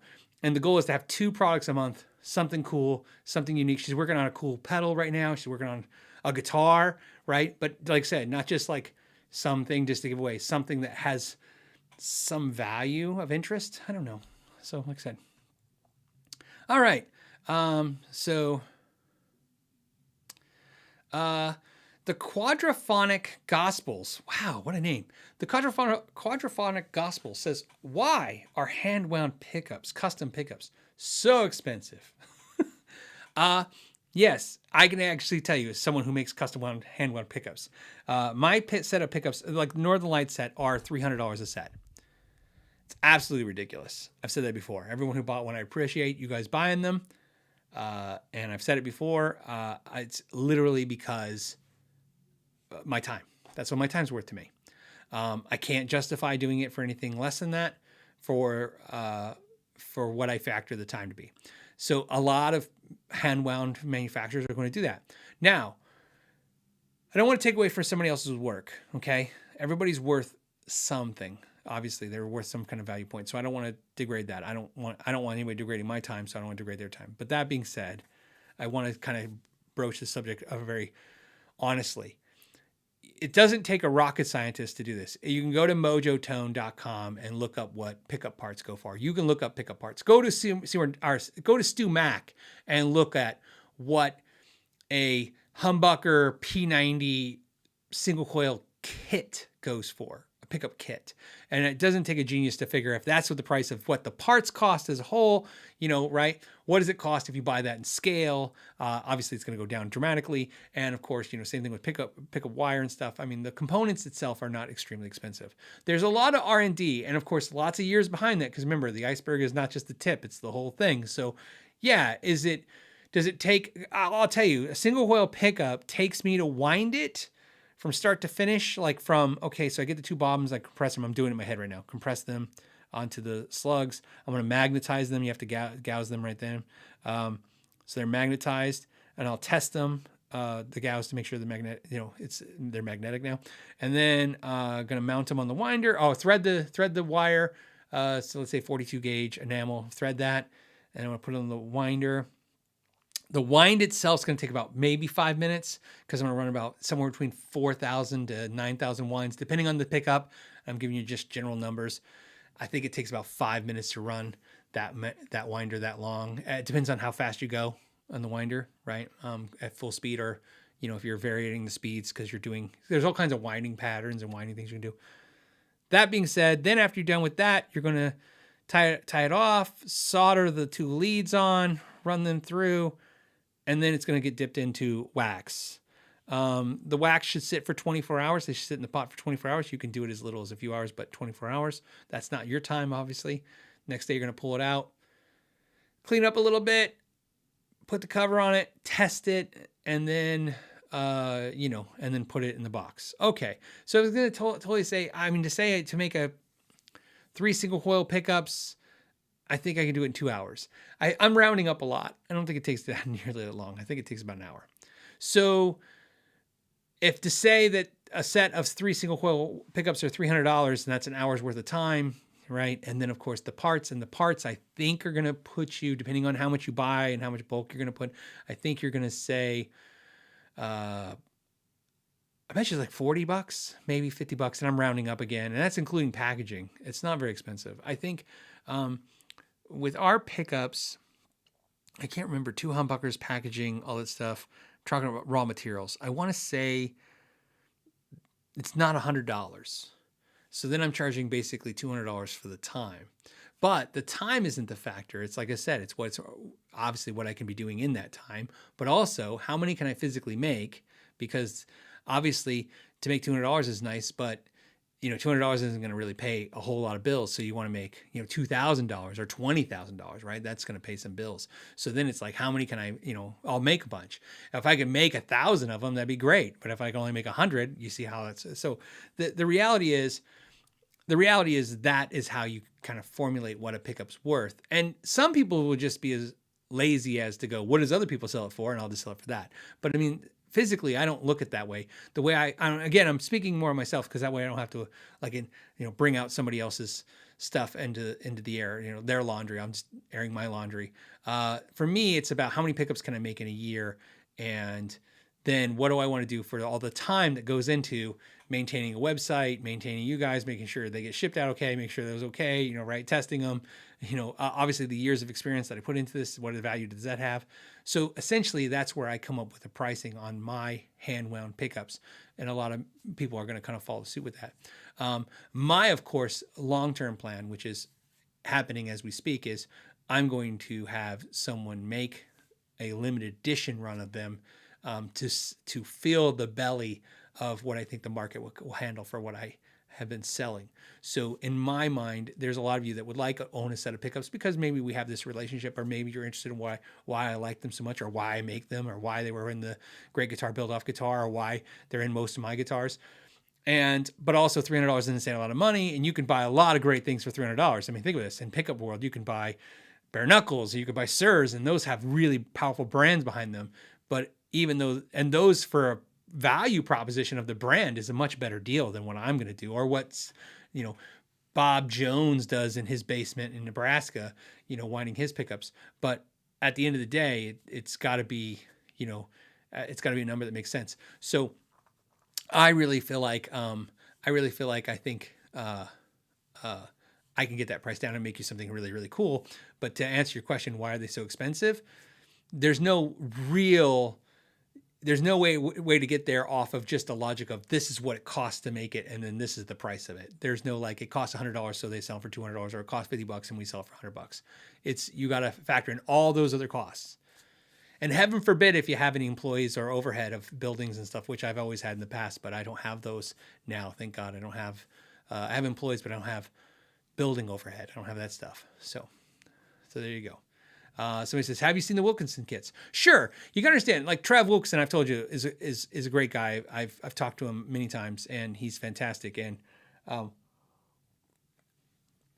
I like his guitar kits. I like his bridges, I like his stuff. And again, I tell you guys all the time, you can get great stuff for a price. And Trav Wilkinson's one of the companies I would say, check out his pickups, check out his kits, check out his bridges, parts, tuning keys. They're really good.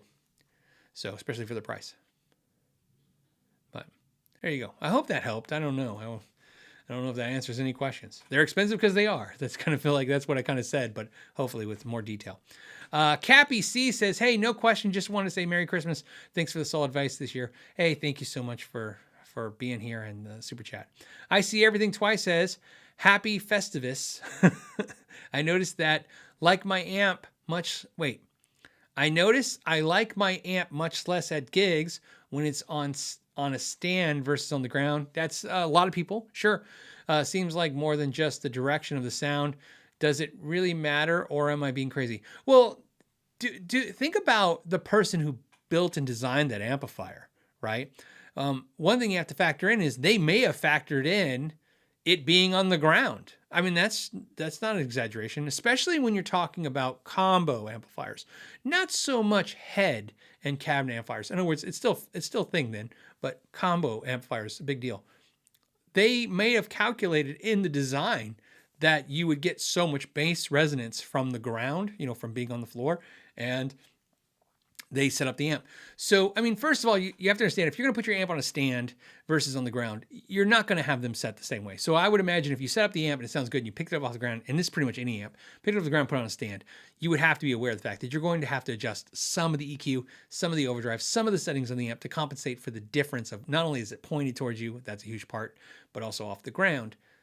But also understand that no matter probably what you do, you probably can't put in a lot of the fullness, the full sound, right? A lot of the bass that you were getting off the ground. And one of the problems, and depending on your amp, some amps do not react well to the EQ system, and EQ tone stack. What I mean by that is, you take it off the ground and you crease the bass, that changes the sound in a very negative way. Some amplifiers, for instance, the more gain you get, the more low end frequency you get. So here you are off the ground, you may want to crank the gain a little bit to get more low end, and it's flubby and it doesn't sound the same. So my thought is there is a other option, which is you don't have to put it on a stand, you can tilt it back. So there's all kinds of stands that are just designed to let you tilt it, or you can get those two arms and put them on the sides of an amp and you can tilt it like the Twins do and stuff. Sometimes you may not want to get it off the ground. You may just want to tilt it at you just a little bit so the speaker's a little bit tilted at you. Another option, which is a lot more work, is you can always have your amp on the ground, and it has the ability to go to an external cabinet, put a smaller cabinet up on a stand as a monitor. And that's really nice too. That's a nice option, because now you have this monitor and you have the amp, and between the two, you should be getting the sound you want. Those are my suggestions. Brad Guitar Miller says, took your advice you gave me early this year about the PTM guitar business using socials and partner with Texas Toast Tele products. Doing great. Congratulations, man. That's awesome. If you guys know, Brad Guitar Miller makes the aluminum, for those overseas, the aluminum fret rocker that has the rounded ends on it. So it's a lot nicer if you're worried about dropping one and hitting the body of the guitar. It doesn't have that sharp end, and it's aluminum. It's a little lighter, which is nice. You don't have this big heavy weight that you have to worry about. So he makes those. I'll put a link when I do the index. I'll find his link and put it to him. So obviously you can follow him on Instagram too. I know I know, like I said, please understand, if you don't like Instagram, don't worry about this. Like I said, just like everything, if you don't want to subscribe and you just want to watch, do that. If you don't want to like and you just want to watch, do that. It's just, like I said, I'm just happy everybody's just here. I'm just happy to be doing this. So I just talk about this stuff because this is the game that we are in. I'm in the business of like and subscribe. So I got to say it. It's the due diligence of being in a environment of business of this, but so basically what I'm saying is, when I bring up the Instagram, when I bring up Patreon, when I bring up like and subscribe, please, if it doesn't apply to you, don't worry about it. Don't ever go like, oh man, he's going to talk about that stuff. Just, if you do it, I appreciate it. If you don't, I don't care. Justin says, the Bad Cat, Black Cat are the Amplified Nation combo. If price isn't consideration, why? As thank you for being awesome. He said also always thank you for being awesome. So you didn't say what Amplified Nation amp. Remember, they're all different. So I'm assuming you mean the overdrive reverb amp, because that's the one I reviewed. I have another one that I'm reviewing right now from Amplified Nation. And that one I can't say I can say I like the new one that I'm reviewing from them better or more. I like it more. It's not better as an amp. I like it more, but it's not because it's better. I just like it more. It's like kind of like the Bad Cat. When I did the year in review, and I said the Bad Cat was kind of like my favorite and the Amplified Nation was second favorite, it was, I think, hopefully it was conveyed that one of the reasonings for that was they were both fantastic amps. It wasn't like one was better than the other. It's just the one does more things, so I kind of appreciate that. To me, the Bad Cat, Black Cat is a universal amp. It does metal, it does rock, it does blues, it does clean. It has the tremolo thing, it has the reverb thing. It just does it all. So it's a one-stop shop kind of thing, and it does all those things really well. The Amplified Nation amp, the overdrive reverb, it's just a magical amp that does this one thing great, right? Which is this big, huge sound, clean overdrive sound, where if that's what you want for blues or rock, The one I'm reviewing now, so if you're thinking about getting one, you might want to wait, is because it's a different animal than the other one. The other one's a Dumble clone. This is the Ampliphonics and Gain. I do remember that. It is, if you watch the interview I did with Taylor Cox, it's the one I got excited about in the interview when he was talking about different amps. This one is based on the Fender Bassman head. So it has that big clean, and it has a master volume on it. So it basically gets overdrive and he added reverb. So to me, I was like, oh, well, I love the Fender Bassman amp. And a master volume and a reverb sounds like a really cool thing, because the master volume really gets it into that more of the Marshall, because remember the Marshalls came from the Bassman, and then reverb is just like always the nice kind of feature. So it's something like that. But if money wasn't a consideration, and of those two amps, if you're going to look at those two combos, which would I get? I would still probably get the Bad Cat, but keep in mind, because again, I'm not telling you what to do. That's not what I'm saying. I'm not saying like you should get the Bad Cat. I'm saying if given the choice between those two amps, what would I pick? I would still pick the Bad Cat, but keep in mind, it's not because I think the Bad Cat sounds better than the Amplified Nation. I just think the Bad Cat can do more things.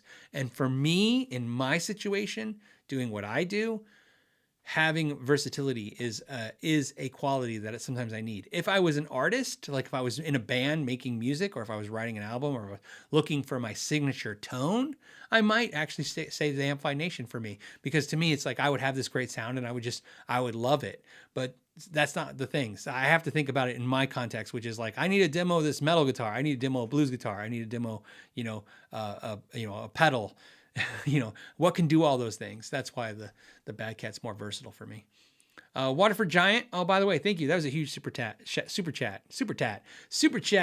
the Christmas super chat for sure. Hey, this is Merry Christmas and Happy New Year and other holiday greetings. Thank you for all those things. I always like it when you say Merry Christmas and other holidays too, because I like saying Merry Christmas, but also I like acknowledging that everybody isn't going to say Merry Christmas, right? It's not Merry Christmas, not for everybody, obviously. But there's something great about saying it. I like saying it to people, and I don't even know why. It says, thank you for another great year and info, and have fun. Thank you so much. I appreciate that too. Okay, so please, no more super chats. I'm trying to finish the ones I got and then maybe hit another question off the main page as well. So let me go. Warren5 says, love your answer, LOL. So what did you do with the Ibanez Gio? So he's talking about the multicolored Ibanez Gio. The Ibanez Gio is in the rack down in the shop. It is going to get a sharpen my axe video. Now, I say that, but I'm really not going to do any more sharpen my axe is what I kind of decided. What I'm going to do is videos that are sharpen my axe. They're just not called that. Here's what I found. It's the format. I like the deep dive format better. Okay. And if you want to call it Sharp Max, I'm glad with that. And if I say it in the video randomly as a word, it's cool. I just want to make the deep dive videos and then have different versions of deep dives. So the Gio is getting another video. As you guys know, I did the video where I reviewed the Ibanez Gio that I bought from Sweetwater. I am going to do a video where and here's why. I think the pressure for Sharp Max is what I don't like. One of the things about Sharp Max is I do these videos, and then some people love them and the video does viral. And then some people go, oh, you didn't do a whole lot of stuff to it. And I'm like, and then I found myself, and I know you guys don't care about this part, but this is important for me to say. I just have to say it. I kind of don't want the feeling that I have to do something to a guitar. That wasn't what the original series was about. It was what the videos about. The videos were about what would I do to this guitar and why. And sometimes I just want to change the tuners, or sometimes I just want to fix the intonation, right? And I would do the videos, I would film them, and then just feel this pressure like, but there's no wow factor in this, and I see videos that are out there. There's channels, and they make a guitar out of epoxy, and they make a guitar out of high beams from El Camino, right, or whatever. And I love those videos, and that's not what I'm about. I'm not about artistic things. I'm about like, you guys here are like, here's how you can improve your instrument. Here's a way you can save some money and add value to what you're doing. Those are the things I want to do. So the Sharp My Axe series, which is why we had a video coming out. Remember, we had one in November and December, and we didn't put them out. They're coming out, but they're different. And I think you're going to like them. I promise you'll like them, because it's everything everybody wanted, but it's not, it's just to the point. So speaking of which, I don't want to give too much away, but obviously the Ibanez Gio is getting a Sharp My Axe. It's going to get fixed. When I say fixed, I mean I'm going to fix a couple things that's the whole point of it. I don't want to say like, oh, it's a horrible guitar, because it did a great review and it did great. I want to do like, here are the things that if I was going to keep this guitar forever, this is what I would do.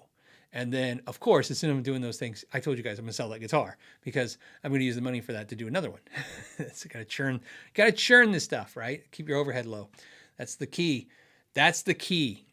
YouTube is a cool gig. This is a really cool gig. I'm really happy. Thank you guys for the super chats and stuff. But it's very easy for this money to just turn into not only burn it up just making this content, but then go in the negative. It's really easy to burn money on this platform. So I try to be smart, and because I'm the turtle, not the rabbit. So I'm trying to make good content for as long as I can. T-Size says, here are some bucks to get you started on adding an addition to your house for more room for more guitars. Yeah, that was another discussion. My wife and I had discussions over the last couple of years about like, should we move? And I refuse. I'm like, I feel like the channel has been successful in the room I'm in with the gear I have. I've obviously improved a lot of the cameras, a lot of the mics. I keep improving the stuff. I'll improve the sound. There's a podcast improvement coming soon, which, you guys won't know, but more equipment to improve some of the stuff on the podcast. But yeah, I don't want a bigger room and I don't want more guitars. I get to try everything. It's awesome. I think that's why some of you guys like some of these channels like me, is hopefully it's entertaining, but also look, should save you a lot of money watching you going, oh, I was going to think about getting that and now I don't have to, or I was going to get that and now I definitely should. Okay. Chaffee Bombs, I think that's how I'm going to say it, says, hey, Phil, would you consider doing anything super strat build, but converting it on a non-Floyd to a Floyd guitar? Happy holidays also. What, like, in other words, install a Floyd Rose. That's basically the answer to the question, is would I consider taking a non-Floyd guitar and adding a Floyd Rose to it? I mean, the answer is yes, right? I mean, that is the answer. Yeah. Would I consider it? Yeah. I'd have to have the situation happen. I have a build coming soon from a kit build, but it's definitely in the other direction of that. So it's more of a Chaffee Bomb. It has to do with like a same thing. Like if I hear it enough from you guys, like, hey, this would be really cool if you did that. If there was a lot of like, if I felt there was a big audience going, hey, I'd like to add a Floyd Rose and not have to take it to, a luthier. Is there a way to do that? Then maybe I'd feel like the need to like, okay, this is how you do it, But I also kind of feel like, the video is kind of not that exciting, because how would I do it? I can take exactly how I do it and how I've done it in the past. I have a template that I got.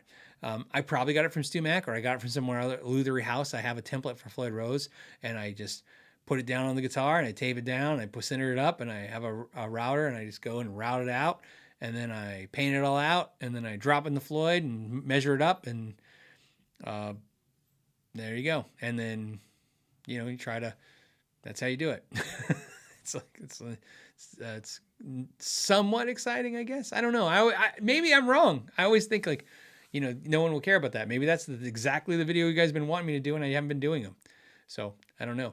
I think sometimes the problem for me is like, what is interesting on video, and sometimes that stuff. If you notice, when I've done a lot of the videos in the past when I'm working on guitars, I find myself having to like, and even other channels too, having to speed through certain sections, because otherwise you're just like, how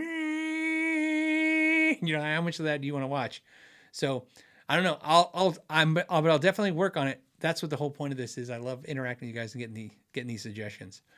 Pedally from Pedally, the guitar store in Arizona, who sells pedals and other things, says, for the pedal jar, Merry Christmas. It's funny, for the pedal jar, you super chatted me all year, and then I basically used a lot of your money to go buy a pedal from you. So it was for the pedal jar. I bought that LPD 87. And by the way, very cool. They threw in a guitar cable. I assumed it was like that's SOP, standard operating procedure. I didn't get the vibe that it was like the YouTuber, like that was a YouTuber ad, like, hey, it's Phil McKnight, give him a little cable. So that was cool that you guys had a little jumper cable. Really cool. Thank you guys. So if you guys want to check out Pedally, he just did a chat. You can see his logo and go to his website, and he ships all those pedals anywhere. Okay. We have to do one more question before we end and go spend time with families. Or if you don't have, I don't have much family. I have, I don't have a big family. I basically, my wife has some family and they're not here this year.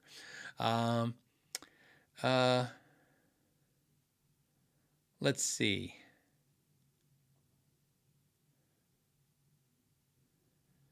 You guys are talking about surface mount type bridges for the Floyd. Okay.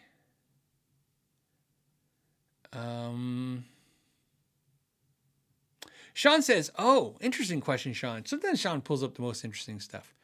Does your desk sit in the middle of your room? You know what's funny, Sean, is it sits wherever I want it to sit. It's on wheels. Wheels. Oh, I can't even say wheels. Wheels. It's on wheels. It's on wheels. So it's on wheels. What? Oh, look, I can't push it anymore because then you can see the secret guitar. Okay, so it's on wheels. So like I said, here's what's really funny. So my desk is not a desk. It's a Home Depot Husky bench. You guys have seen them. It's got a little crank. I got a crank. Watch this. I'm going to do stuff. You can hear it. I'm sure you can hear it. Crank it. Now I'm raising you guys up and I can lower you guys down. And so it's on a crank and it's on wheels.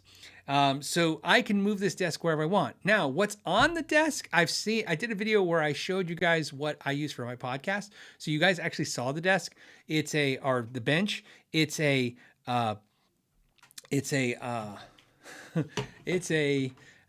Studio Live PreSonus mixer. And then here on stands, not tripod stands, but mounted to this table is 2 lights. See, I have a light here on this hand, and then I don't know what I'm doing. There's a light on this hand. You can see this light. There's a light to my right.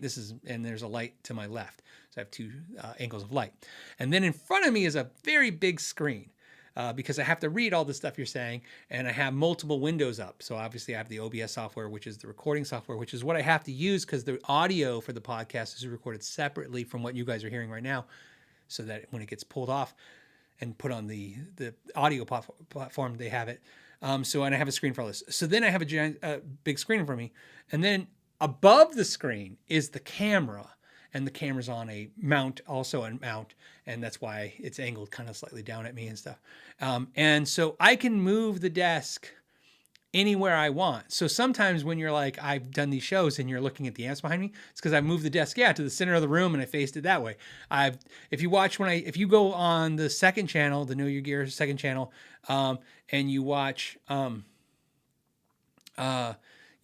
interviews where I did with John Petrucci, or you watch the interview with Mark Tremonti and stuff, what you're looking at then is the desk in the center room facing the other wall that has drapes where my window to the outside is. And that's what you were seeing then. And then, of course, here we're angled in at the guitars. So why is that? It's for that purpose. I've learned to manipulate this small room into an amazing studio that can produce over the years tons of different angles and tons of different situations. And because that's what you got to do. Right? You use what you got. Know your gear. It literally is that philosophy of, I'm going to use this in the most effective way possible. I use the studio, this room, the way the best I can. I use all the gear I have the way I can. I use this. I didn't get a desk. I got a table on wheels because, again, I can move it. And for instance, the reason why you're in this perspective, which is why Sean probably detected, he's like, why is this weird? Because normally you can see more of the walls and more of the guitars. This desk is pulled forward. Why is it pulled forward? Well, over to my right, which is just to torch you guys, there is at least 6 guitars that you're not allowed to see. So I had to pull the desk forward on wheels because otherwise I have to take those guitars down, put them in the other room, find other things to put them on there, see the whole process. Otherwise, like I said, I can move this desk forward. And of course, if I told you, efficiency is the key, because I don't want to spend 2 hours redecorating the room to make a live show. I can just pull the desk forward. It took me minutes. So, I always talked about doing a video of the room. Maybe I will. I don't know. I just don't think, if I do, I can tell you right now, it would definitely be on the second channel. It would not be something that would primary channel. So he says, I hope you're warm. I bet you this room is 75 to 80 degrees right now. This is Arizona. It's 64 outside. So And then there was one other thing I wanted to say before I go. One other comment or question I saw. While I'm looking for that, the bench I use, like I said, is the Husky bench from Home Depot. It's the same benches I use in my shop. It's the same benches my wife uses. She uses for all her art and stuff and everything. It's like we use them for. I thought I saw a cool comment or question. Hold on.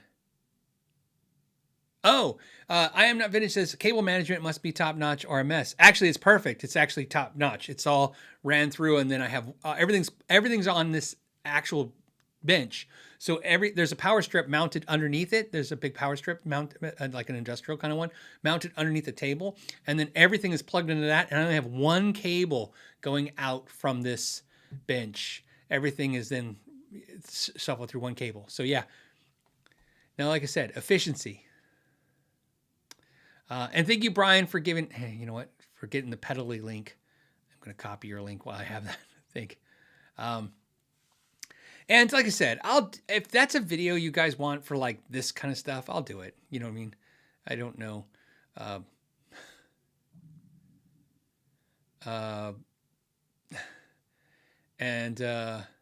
Hold on. There's some great questions here. Like I said, my wife scoops up the questions now for other stuff.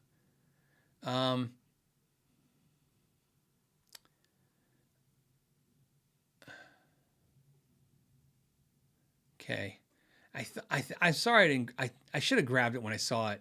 It was a really cool question, and now I lost it. Now you guys are going to be like, what is it?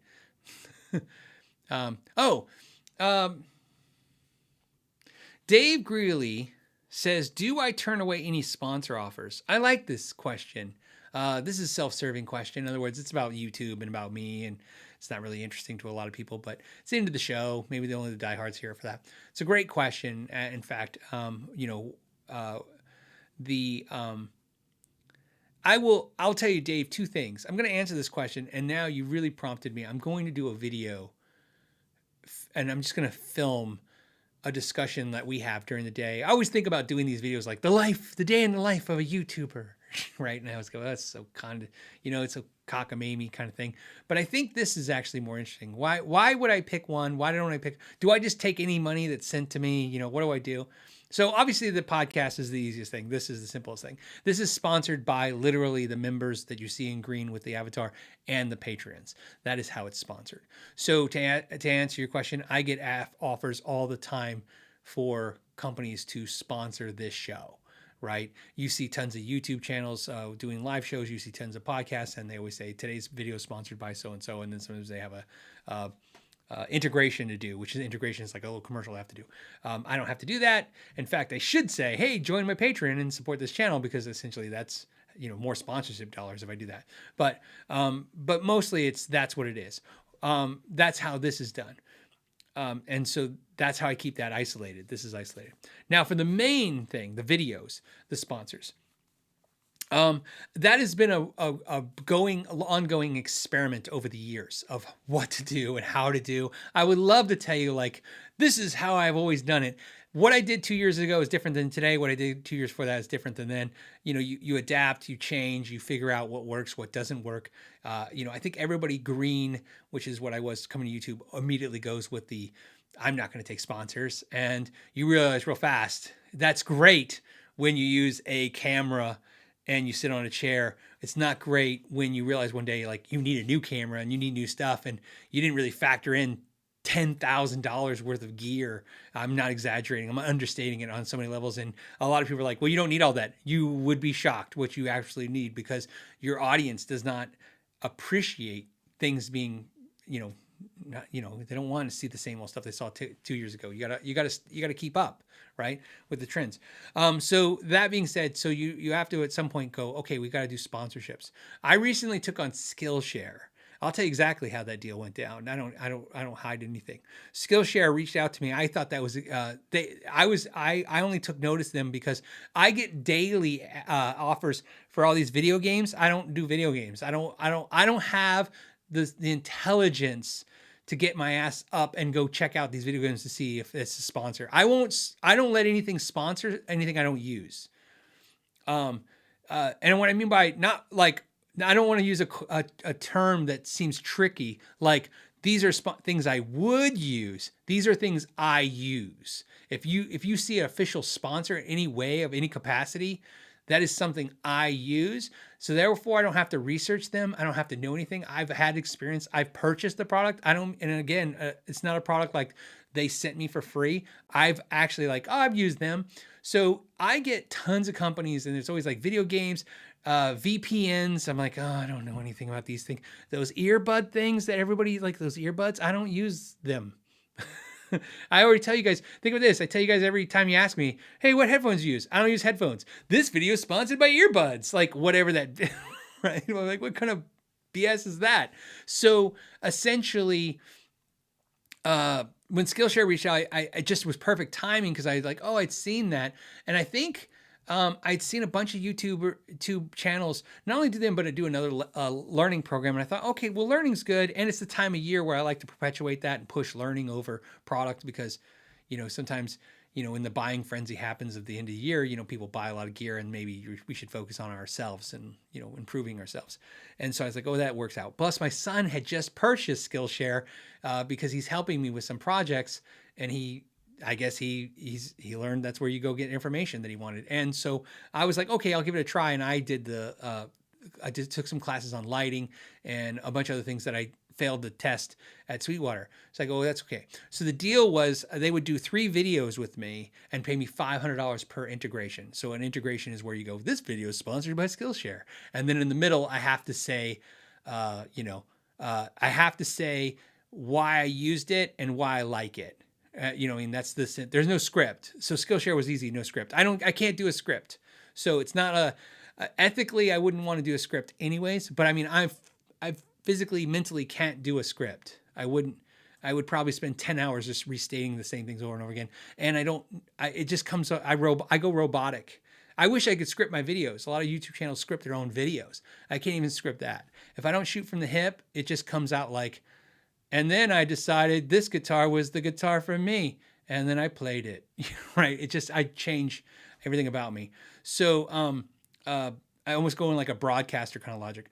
So the deal was 3 videos, $500 a video. They pay me 30 days after each video gets presented. The videos can be whatever I want, which is why they piqued my interest because they're like, oh, cool.